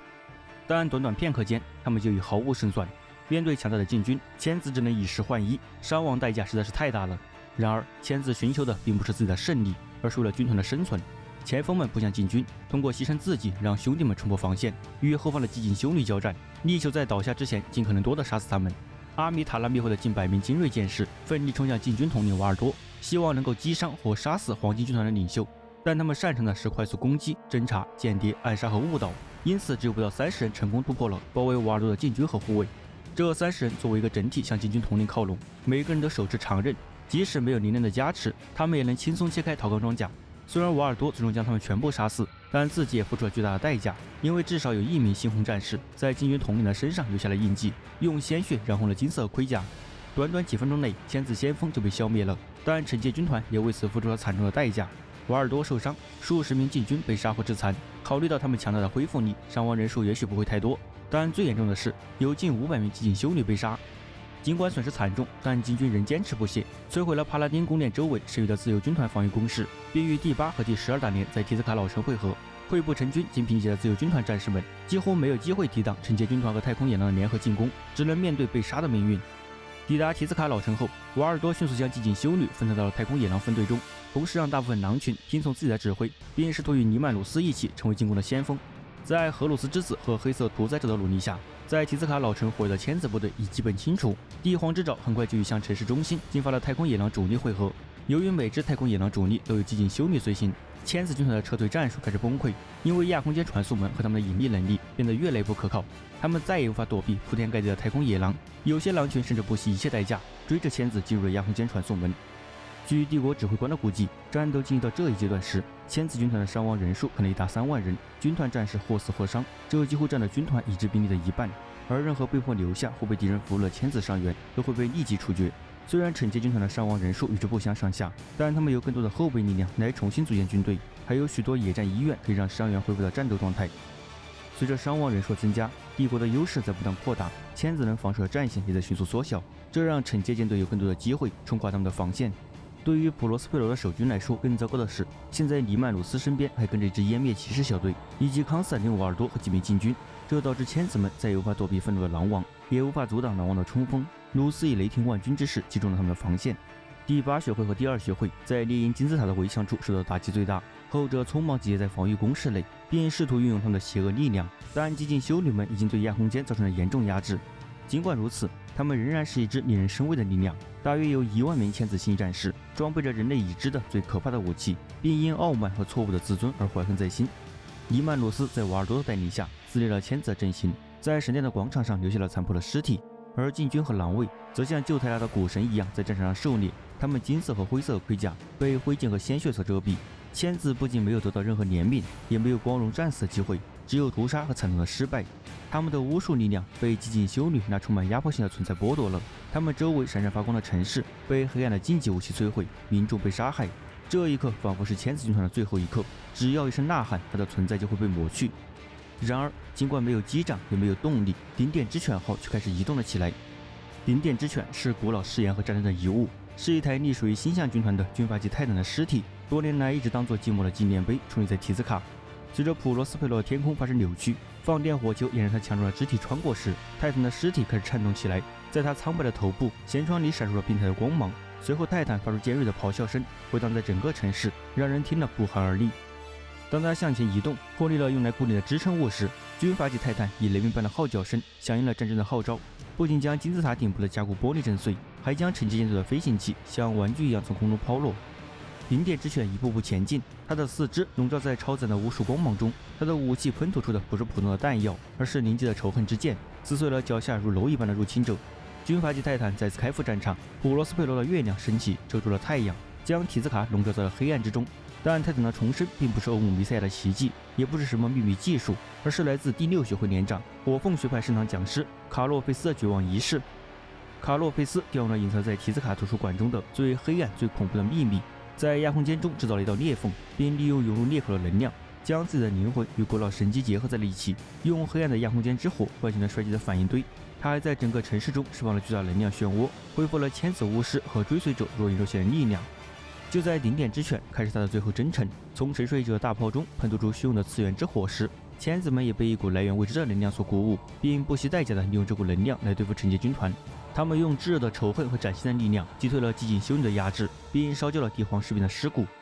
顶点之犬升起于战场之上，被流淌着非自然能量的闪烁火光从内部照亮，笼罩在提兹卡如裹尸布般的黑暗中。军阀级泰坦带头冲锋，将帝国的军队如筛糠般冲散，将他们的盔甲化为灰烬。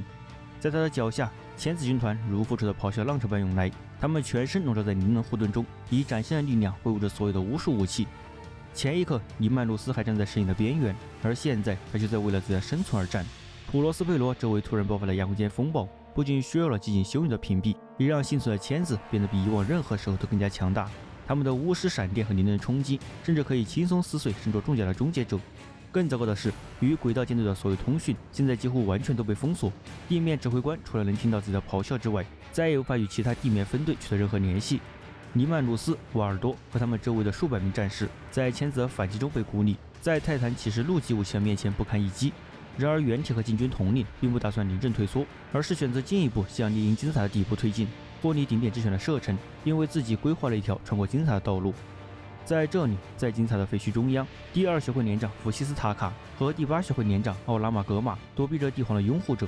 他们都是令人敬畏的战士和巫术大师。塔卡是一名猎鹰学派食堂讲师，而奥拉玛格玛则是一名傲慢无礼、精通年轮火焰的火凤成员。两人都以帝皇的名义征战了1个多世纪，征服了各个世界，消灭了被认为过于危险的异性。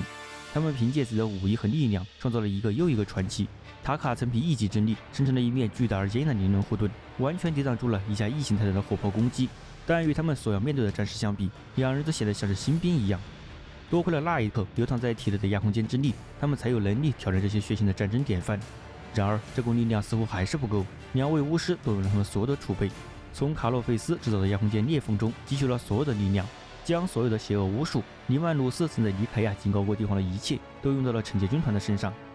炙热的火焰席卷了他们所处的巨大长廊，像蜡一样融化了尼曼鲁斯周围南卫和芬里斯祭司的盔甲，而塔卡则冲锋在前，一面灵能护盾包裹着他，抵御着来自爆弹枪的猛烈骑射，而他的手枪则不停地喷射着等离子体。随着护卫被击溃，原体和禁军举起利刃发起了冲锋。与此同时，夹在黑色屠宰者第7大连和禁军的进攻之间的另一位巫师，第7学会连长菲尔托伦，眼睁睁地看着帝国军队的无情推进，碾碎了猎鹰学派才做的战士。整整7000多名新战士中，只有不到3000人还活着，并且分散在提兹卡各地，而他手下也只有几百人在苟延残喘。即使卡洛菲斯的巫术赋予了他们力量，千子们也在一个接一个的慢慢死去。当他的兄弟们在身边死去，当他的城市被焚烧殆尽时，连长托伦放开了所有的束缚，将自己的一切都交给了诞生于亚空间中的力量，成为了与亚空间相连的活生生的通道。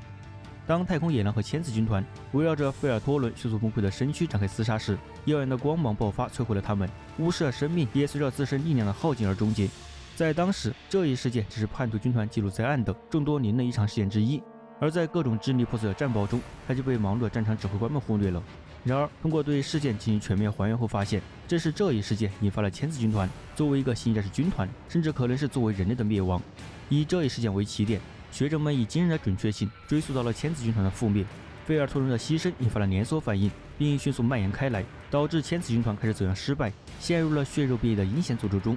只不过当时许多人都没有注意到自己的变化，甚至当身体抽搐着变成狰狞的新形态时，还在向敌人猛扑。在猎鹰金字塔的另一侧，血肉变异的诅咒在短短几秒钟内就波及到了奥拉马格玛和费西斯塔卡，他们所拥有的力量开始变得对自身不利。当奥拉马格玛正在狼王面前时，咆哮的火焰开始灼烧他，点燃了他的肉体和被亚空间腐化的灵魂。巫师尖叫着变成了一个燃烧的柴堆。弗西斯塔卡则在与康斯坦丁·瓦尔多的狂热决斗中被突如其来的变异浪潮击中，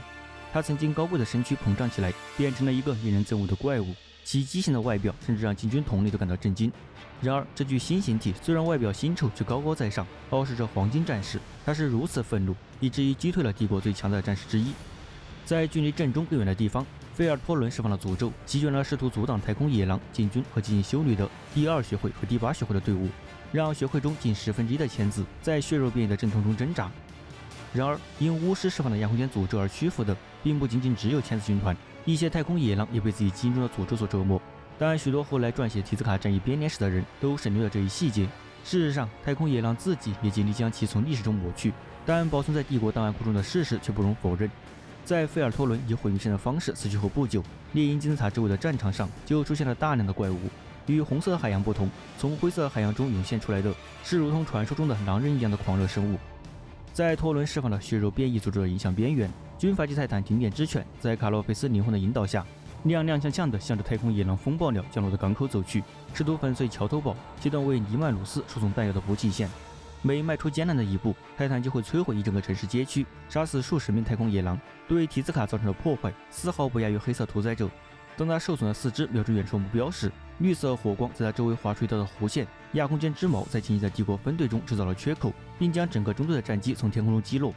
由于惩戒军团几乎是事后才将少数泰坦带到战场上的，因此没有任何人有能力挑战这样一个庞然大物。太空野狼的坦克只是靶子，进军晨昏蓝夜机的攻击也只是挠痒痒罢了。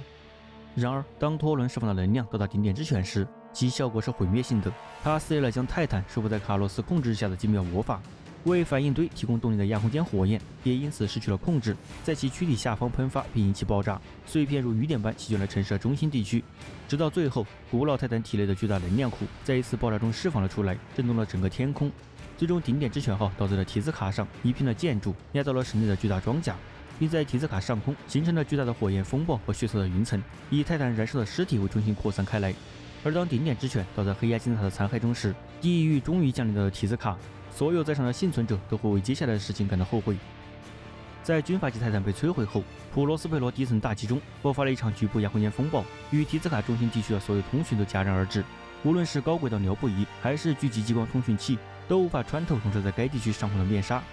事实上，即使是惩戒舰队中的先驱者，也无法感知内部发生了什么，甚至不知道现实是如何在这种伤口下流动的。对于外面的人来说，整个区域仿佛都笼罩着一层黑色的漩涡状阴霾，一切都变得模糊不清，如梦如幻。各种观察报告很快就变得极为矛盾。那些进入骚乱地区的战士无法被找到，并且在提兹卡事件得到解决之前也不会离开。轨道上的帝国指挥官们都被这突如其来的在当时看来莫名其妙的时代发展惊呆了，他们只能认为是签字使用了末日武器，并且对此束手无策。指挥官们拒绝做出计划之外的举动，也拒绝宣布原体和禁军统领可能已经遇难，而是选择什么也不做，选择静静等待，寄希望于在这场风暴中，黎曼鲁斯和康斯坦丁·瓦尔多都还活着，还在为了胜利而战。少数几支逃离了亚空间风暴的帝国军队被命令继续执行当前的任务，并得到了舰队司令部以完全控制局势的保证。散布在城市各处的分遣队遵照原定命令执行任务，他们得不到舰队指挥官的解释，对提兹卡中心区发生的事件也知之甚少。在亚空间风暴的内侧边缘，鲁斯和瓦尔多领导了对签字方向的进攻。黑色屠宰者们继续摧毁猎鹰金字塔，在其巨大的上层建筑中投放磷火。其他战士，尤其是太空野狼的第12大连，则选择投身于亚空间风暴的漩涡之中，与他们的原体隔绝开来。在距离前线更远的地方，荷鲁斯之子继续对提斯卡的平民进行清剿，而舰队司令部派来的辅助军和太空野狼也赶来加入了对银色堡垒的围攻。而在费尔托伦引发的亚空间诅咒影响下，瓦尔普尼堡垒中的抵抗终于崩溃了。由于过度使用巫术，堡垒中的大多数灵能者都受到了血肉变异的影响，甚至开始攻击自己的盟友。由于没有了灵能火焰的阻挡，工程工兵的努力和太空野狼的重型武器，终于让堡垒在爆炸中倒塌，残存的驻军死伤殆尽。令人窒息的尘埃席卷了10几个街区，掀起了一片强韧的沙尘暴。配备了运输载具的太空野狼部队与来自进军的喷气摩托中队一起，沿着宽阔的河道向城市中心进发，对被困在亚空间风暴外的千子部队发动了闪电战，然后围攻了最远的金字塔。对于那些被亚空间风暴所困的战士们来说，在记录他们所面临的战斗时遇到了许多困难。无论是通过标准的通讯装置，还是短程定向光束，所有尝试通讯的结果都是乱码，以及战斗开始或尚未开始时发出了不连贯命令和异常的喊叫声。试图利用舰队轨道辽普仪拍摄的图像来呈现战斗过程的努力，也同样徒劳无功。提斯卡上空风暴的某些特性，使得任何拍摄的图像都无法使用，甚至对那些看到图像的人造成了严重的伤害。最后，所有关于太空野狼传奇的书面和口头资料、战后汇报和录音，在进行比较时都会出现一些差异，而且往往非常矛盾。有些陈述将战士、领袖甚至整支部队都安排在了与其他陈述不一致的地方，有些甚至与先前已经确定的事实都不一致。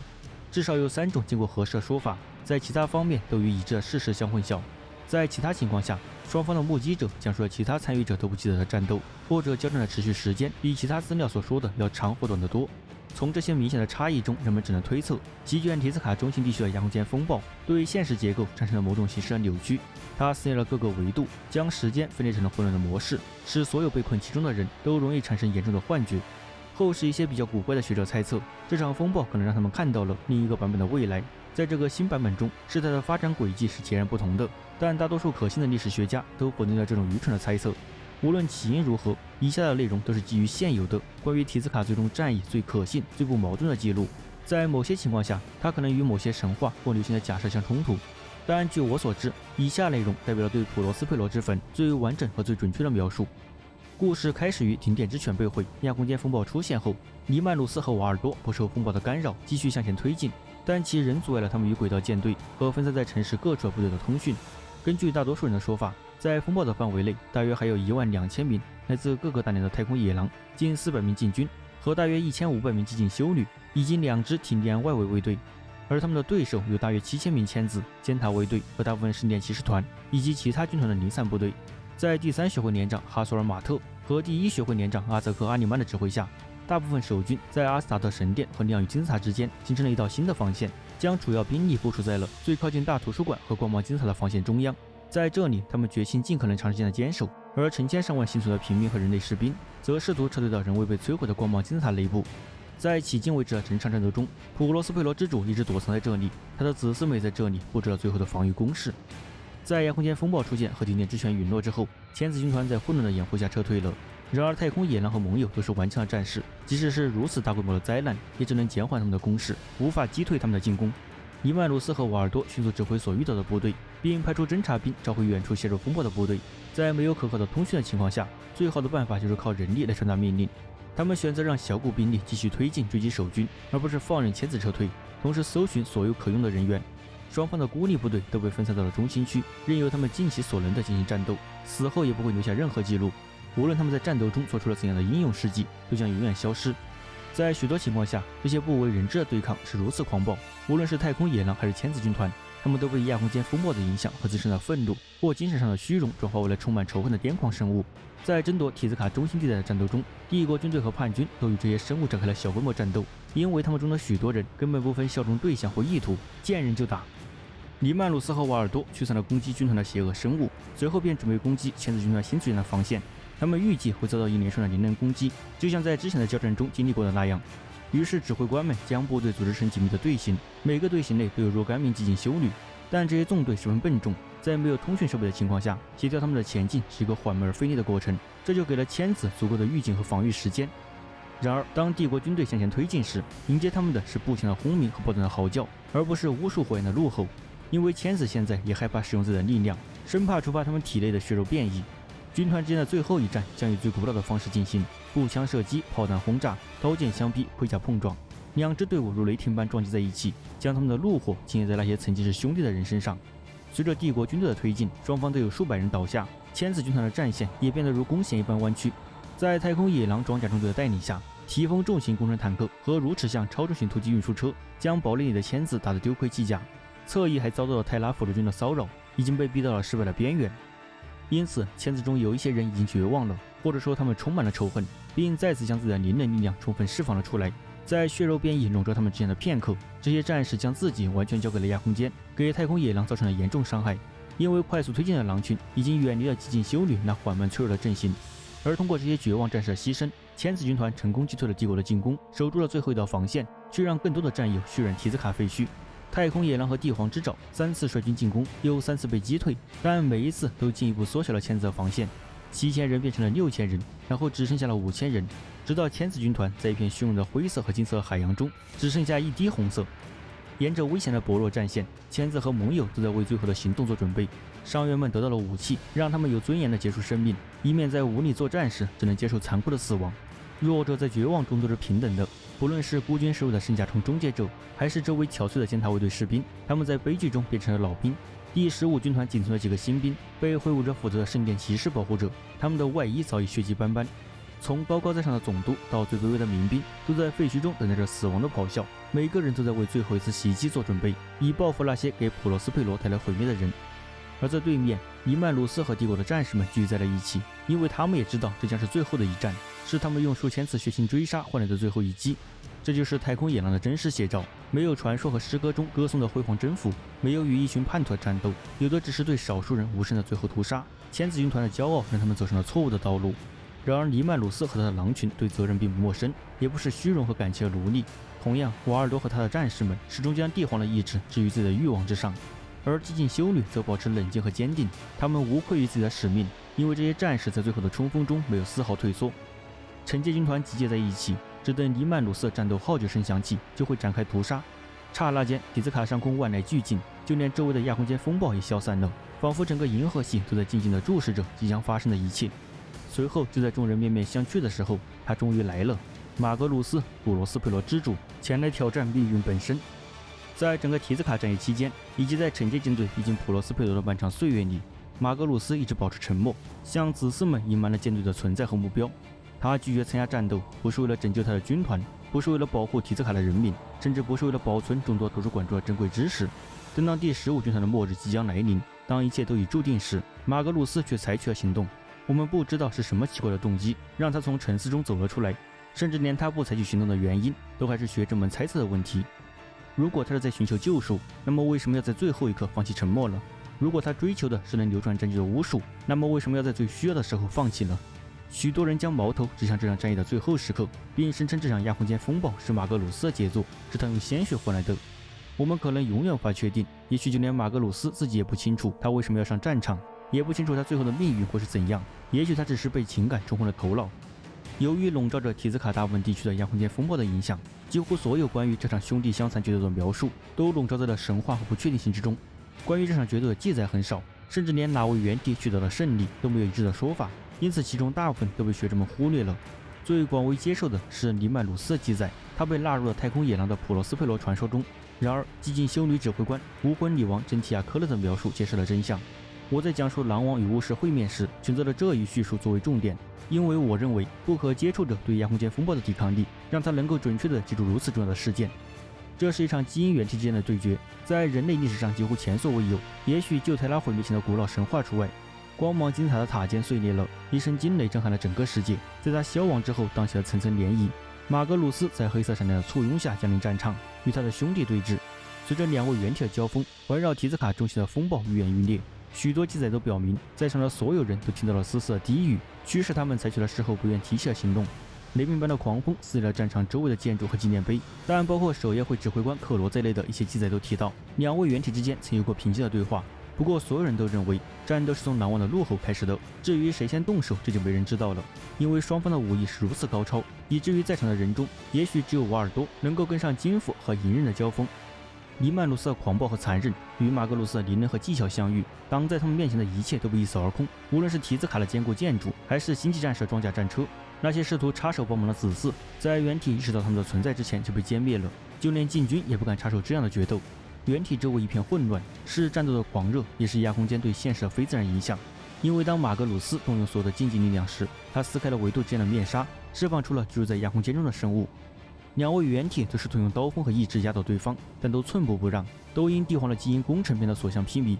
然而，帝皇并没有一视同仁，而是赋予了每位原体在战争中最重要的一面。他认为这才是值得将他们纳入军团的原因。马格鲁斯是一位至高无上的将军，只在领导、激励和洞察敌人的弱点，精通自古以来就被战略家和战术家长期推崇的战法。尽管尼曼鲁斯也是一名将军，但他却是一个截然不同的存在，在更坚硬的铁阵上锻造而成，以适应更残酷和个人化的战争。这是迫不得已的血腥狂暴，是黑暗时代的野蛮人，是一个杀手别无选择，只能彻底毁灭的最后决心。在这里，在提斯卡的废墟中，在这个死寂的世界上，亚空间波涛在他们周围翻腾，军队四散，空气中弥漫着血腥味。没有什么生物比狼王更适合在这样的地狱中取得胜利。尽管付出了惨痛的代价，但在这场战斗中，尼曼鲁斯或许早已注定是胜利者。尽管他的兄弟一次又一次用黑暗力量焚烧和碾压他，但鲁斯总是能站起来。就在他们开始战斗的几分钟或几小时后，因为时间本身已经开始在亚空间风暴中心的激战中瓦解，野蛮的狼王猛地扑到了马格鲁斯的身前。根据一些记载，是寂静修女切断了巫师对力量的控制，让他一时间失去了平衡。尼曼鲁斯则趁机把他摔倒在地。而最后一击对每个看到他的人来说都是不同的。对于一些人来说，刀锋一闪而过就结束了马格鲁斯的生命，而对其他人来说，独眼巨人的后背被直接折断。但结果都是一样的，尼曼鲁斯凯旋而归，满身都是兄弟留下的伤痕。他再次履行了作为帝皇刽子手的职责。随之而来的是一阵刺眼的光芒，从被封锁和围困的金字塔中散发出来，盘旋在马格鲁斯沉默而残破的尸体上。当光芒褪去时，已经找不到身处金字塔的人，也找不到马格鲁斯的尸体了。普罗斯佩罗之主的陨落标志着提斯卡之战的结束，但太空野狼军团无法预料到这一点，也无法结束这座危城的战斗。事实上，伊曼鲁斯并没有取得任何明显的胜利，因为对于倒下的千子原体，我们永远不会发现尸体的任何踪迹，也不会找到任何象征或战利品能证明毁灭普罗斯佩罗和杀死其居民的决定是正确的。只有黑暗诸神的笑声以及战帅荷鲁斯的祝贺和保证，但这种安慰在未来的岁月中将变得苦涩。当马格鲁斯来到战场上寻找父亲派来的人，也就是那个找死的兄弟时，幸存的千子和尖塔卫队撤退到了光芒金字塔的坚固密室中。原体的战斗阻挡了所有追击叛徒的企图，包括太空野狼和禁军在内的许多帝国军队都试图帮助鲁斯，但马格鲁斯当场将他们焚烧殆尽，或者说是被半神之间的战斗所误伤。好在瓦尔多很快就注意到，试图干预或帮助鲁斯都是徒劳无益的，这显然会分散狼王的注意力。于是他命令太空野狼和禁军向金字塔和里面的千子推进。在战线后方的火炮掩护下，先锋部队冒着千子军团的火力，一头扎进了围绕着光芒金字塔的运河中。在他们周围笼罩着提斯卡的漩涡，随着两位原体的冲突而愈演愈烈。乌云密布的天空中迸发出黑暗的闪电，金字塔的石壁沸腾着，滴着鲜血，就连运河也因为空气中的仇恨而变得腥臭无比。忠诚派继续前进，他们人数众多，即使一半的进攻者倒在了巫术和枪口下，他们的人数仍然远远超过敌人。千子军团封锁了金字塔巨大的青铜门，随时准备应对火炮或渡过运河的新战士。这是最后的堡垒，他们已经没有退路了。地下挤满了从邻近地区撤出的平民，帝国军队将他们团团围住，在这里他们只能战斗至死。首先冲进缺口的是受到了狼人诅咒的太空野狼，非人的狂热驱使他们攻击叛徒的武器。在重重叠叠的防御阵地上，很少有人能在第一轮密集的骑射中幸存下来，而幸存下来的则倒在了圣甲虫和圣殿骑士闪闪发光的刀锋下。太空野狼和禁军紧随其后，有的从水底冒了出来，有的则横渡水面。这些战士不像他们被诅咒的同胞那样鲁莽，他们试图用爆弹枪和破片手榴弹压制守军，在河岸上建立滩头阵地，而他们的盟友则试图让重型坦克和其他工程机械强行渡过运河。就在原体们自相残杀的同时，千子军团也在以一种痛苦的愤怒进行着战斗。他们不是为了生存，因为他们知道那是不可能的，也不是为了胜利，而是出于怨恨。千子带着因仇恨而生的激情战斗，与太空野狼义无反顾的狂热不相上下。他们开火直到弹药耗尽，然后继续用刀剑和拳头战斗。那些受伤严重的人则依靠自己的灵能力量，在霍顿的保护下步入交火区。这样，当血肉变异来临时，野兽就会前去对抗敌人，而不是对抗自己的兄弟。然而，他们无法阻止即将发生的一切，只能让刽子手付出沉重的代价。当斯巴达和如齿象从运河深处缓缓升起时，千子知道死亡已经来临，因为他们所剩无几的弹药根本无法阻止这些战争机器。有些人选择速战速决，把自己扔进敌人的枪口下，嘴里还念叨着最后的咒语，而大多数人则选择了一条较慢的路线，在金字塔内战斗到了最后一刻。在装甲墙壁的另一侧，康斯坦丁·瓦尔多和天鹰终结者们聚在一起，准备与狼卫一起进行最后的攻击。黑色独裁者的战士们熟练地沿着金字塔的墙壁放着炸药，以制造一个新的缺口。瓦尔多的命令很简单，金字塔内的所有人都必须死，不留任何活口。灵能天赋所构成的威胁是如此之大，以至于连普罗斯佩罗人口中最小的成员都不能幸免，否则瓦尔多就会辜负保护帝国稳定的职责，而这正是他所承诺的。当瓦尔多举手下令结束普罗斯佩罗之战时，尼曼鲁斯已经将兄弟打到了死亡边缘，举起了手中的利斧，准备给予最后一击。但当他落下时，巨大的光芒击起了金字塔，即使是最精密的疗补仪或机身面罩也会失明。刹那间，风暴向金字塔汇聚，狂风呼啸，撕裂瓦砾。星际战士重型主战坦克都飞上了天，幽灵般的笑声和凡人世界的死亡呐喊在废墟中回荡。时间在流逝，亚空间实体穿过现实帷幕，扑向帝国的外围部队，吞噬躺在地上的伤员。在某些地方，大理石墙壁像水一样喷涌，现实的碎角像刀刃一样切割。在那短暂的几秒钟内，马格鲁斯似乎在最后的复仇行动中摧毁了现实世界。当帝国军队陷入无序和混乱时，瓦尔多在通讯频道中喊出了撤退的命令。在飓风般的碎片和刺眼的光芒中，很少有战士能看清前方几米远的距离。他们拼命支撑着自己，抵御狂风的肆虐和未知怪物的利爪。然后转眼间，一切归于沉寂，风暴就像突然熄灭的火焰般平息了。轨道上的舰队和提斯卡的其他分队在通讯频道中发出喋喋不休的询问，而瓦砾、尸体和坦克炮弹则从上方倾泻而下。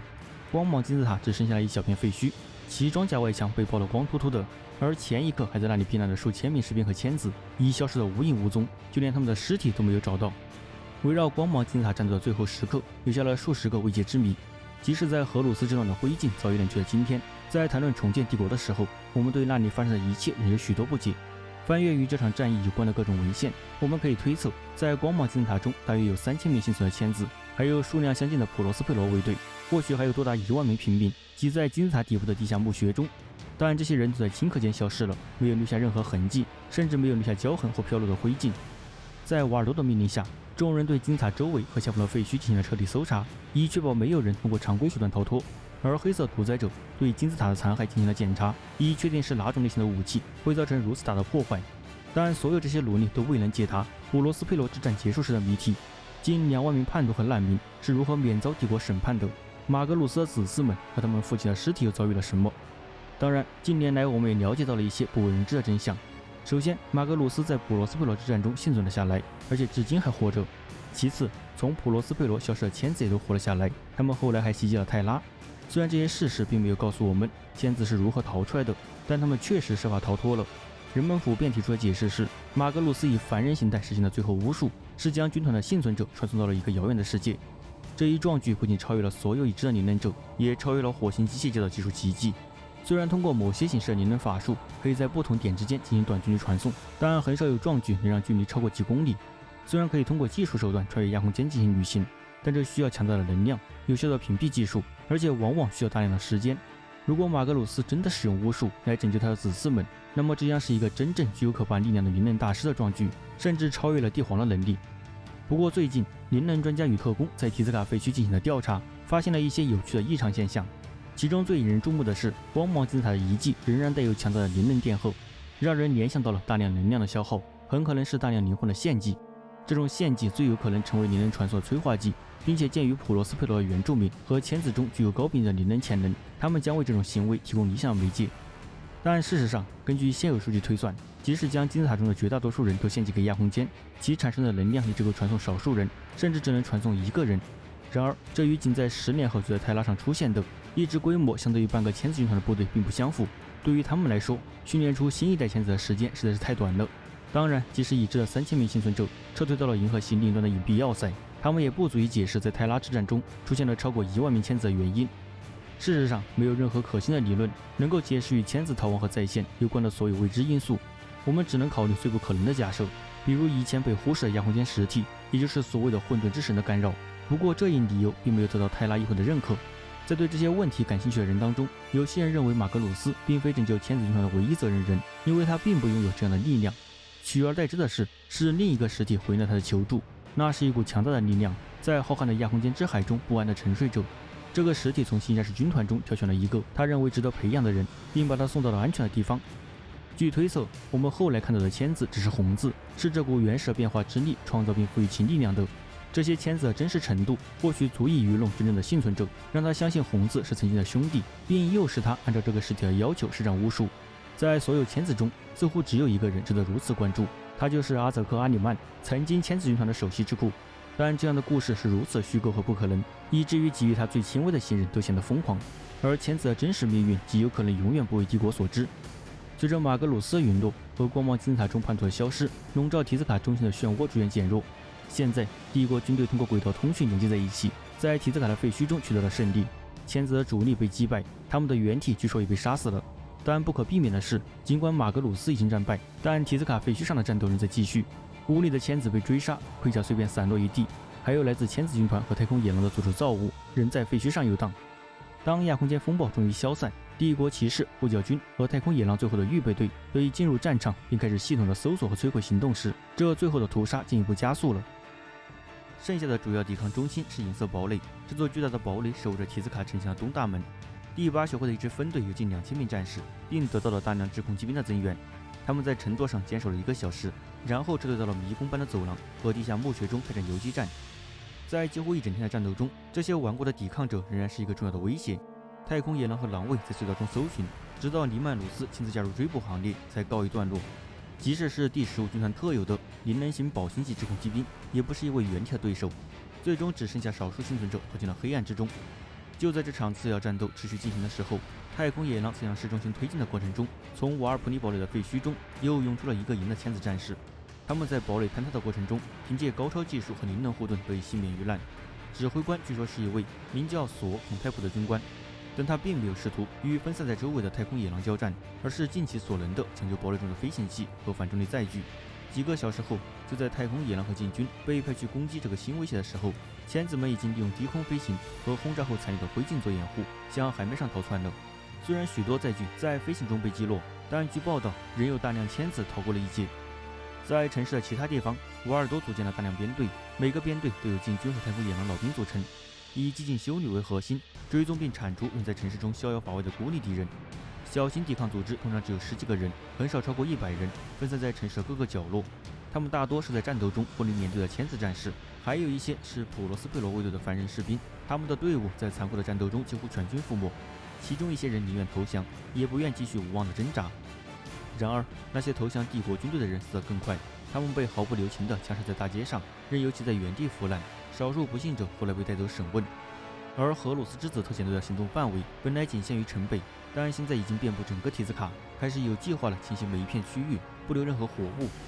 在城市的最北端，在作为普罗斯佩罗空中卫队总部的坚固建筑群中，荷鲁斯之子与骑士家族马尼拉斯与北帕拉廷卫队最后的幸存者取得了联系。这支部队在卢克尼西亚的指挥下早早败退，并在这个被众人忽视的坚固阵地上存活了下来，并且聚集了数千名平民和许多散兵游勇。当荷鲁斯之子和黑色屠宰者靠近时，卢克尼西亚带着仪仗队迎了上去。指挥官要求星际战士宣誓善待平民和非战斗人员，作为交换条件，他麾下的所有士兵将立即投降，并上交持有的所有武器和弹药。但波罗斯库恩当场处决了他，并消灭了仪仗队。而黑色屠宰者则在骑士家族强大火力的支援下，将建筑群付之一炬，判处里面的所有人死刑。总之，一线的冲突在提斯卡废墟中又持续了3天，同时还采取了一些小规模的行动，调查和清理散布在普罗斯佩罗上的可能在轰炸中幸存的小型前哨站。在这3天里，伊曼鲁斯拒绝离开这个星球，他在废墟中搜寻马格鲁斯或签子的踪迹，并杀死了他能找到的一切。当轰炸后的第3个黎明，普罗斯佩罗灰色的天空被照亮时，这座城市已经成为了一片废墟，几乎没有几座建筑完好无损。伟大的神殿也只剩下残破不堪的骨架，而在一些地方，灵火仍在蔓延和燃烧。瓦尔多则开始撤离帝国军队，由于伤员众多，部队分散，这一过程又耗费了一整天。而激进修女和禁军则在轨道转运场集结，准备返回轨道上的战舰。尼曼鲁斯则与太空野狼待到了最后一刻。当惩戒舰队恢复轰炸队形时，他们才开始乘坐港口周围等待的飞船撤离。而普罗斯佩罗的最后一场战斗就发生在此时此刻。逃到海上的第5学会的残余势力突然再次出现，对轨道转运场发起了攻击。他们的行动是如此大胆，如此及时。帝国指挥官认为一定是使用了某种强大的占卜术。签子袭击了帝国军队的最后几艘舰船，压倒了护送车里的微弱力量。他们随即控制了3艘舰船，利用轨道上舰队分散的特点，悄悄越过帝国巡洋舰，加速驶出了星系。也许是想在救援到来之前躲起来。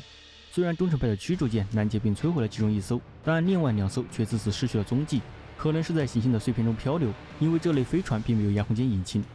随着普罗斯佩罗上已知的最后一只签子被铲除，黎曼鲁斯放弃了这个支离破碎的世界，成为了最后一个离开地表的战士，正如他在战斗开始时所宣誓的那样。进入轨道后，第2轮轰炸就开始了，蹂躏着这个已经被烧焦的世界，确保即使有人躲过了太空野狼的刀锋，也无法活着庆祝这场徒劳的胜利。然后，惩戒舰队在普罗斯佩罗的轨道上布满了近距离地雷和云信标后就离开了，只留下了一颗寂静焦灰的普罗斯佩罗。虽然普罗斯佩罗之坟就此结束了，但它的黑暗遗产将继续困扰帝国数千年。普罗斯佩罗战斗结束后，惩戒舰队在康斯坦丁·瓦尔多的指挥下返回了泰拉。黎曼鲁斯拒绝了这一荣誉，转而率领他的血腥军团寻找其他战斗。从瓦尔多本人晚年撰写的极具鲜为人知的史料中可以看出，黎曼鲁斯在与马格鲁斯的决斗中深受影响。尽管他履行了自己的责任，做了其他军团和其他原体无法俯身去做的事情，但他的痛苦却丝毫不减。瓦尔多记录下了他与狼王分别前的最后一段话：一位国王不会邀请他的刽子手参加庆祝的盛宴，因为这样的人在和平与富足的殿堂里没有一席之地。只要还有敌人被斧头杀死，我就会被远远的称赞；而当没有人可杀的时候，我就会被遗忘。在公开场合，勇士们归来时受到了庆典和游行的欢迎，但根据帝国议会的记录，帝皇对他们的凯旋并不那么高兴。对他来说，失去马格鲁斯是一个严重的挫折，也是痛苦牺牲的前兆。官方公告悄然发布，宣布将签子从帝国中除名，并没收其所有资产。一些议会成员认为此事已经了结。然而，普罗斯佩罗的影响并没有就此结束。在帝国的一些附庸看来，摧毁整个签子军团的罪名是毫无道理的。而在此之后，发生了一系列外交事件，一些被第15军团收编或作为新兵招募的世界，就此事向皇宫提出了正式申诉。长期与帝国政治疏远的赵阿卡达铸造世界，中断了与帝国和机械教当局的一些联系。这一行动与荷鲁斯分裂和叛乱毫无关系。帝国法务部的许多成员指责赵阿卡达保护帝国的敌人，并要求火星铸造将军对他们进行适当的惩罚。直到荷鲁斯之乱的出现，才结束了铸造世界与帝国之间的武装冲突。但谣言和恐惧仍在帝皇的领土上蔓延。如果一个星际战士军团的母星都会被消灭，那么其他所有的世界都可能会遭此厄运。更重要的是，对普罗斯佩罗的整场袭击都是在帝皇的直接要求下组织的，并没有求助于新任战帅。当时的人们对荷鲁斯的权力知之甚少，只知道帝皇继续背着他发动了自己的战争，而荷鲁斯一些反对者则窃窃私语，称他的新头衔不过是一个没有实际权力的摆设。荷鲁斯的盟友则认为这是对荷鲁斯信任的背叛和侮辱，战帅本人则对此保持沉默。但人们注意到，在普罗斯佩罗之坟后，他就很少在泰拉上逗留，而是在帝国领土的边缘地带忙碌，与人类帝皇相距甚远。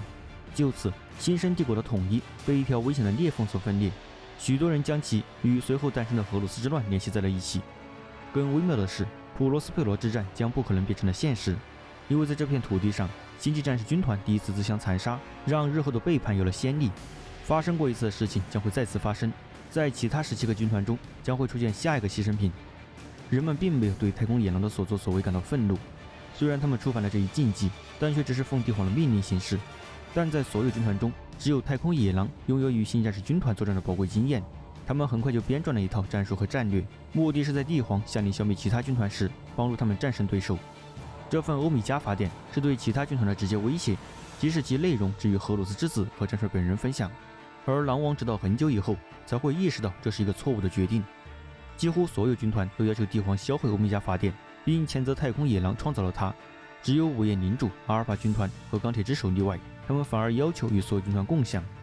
在荷鲁斯之乱爆发前的几个月里，一些军团调动了驻军，加强个人防御，以防遭受与签子一样的命运。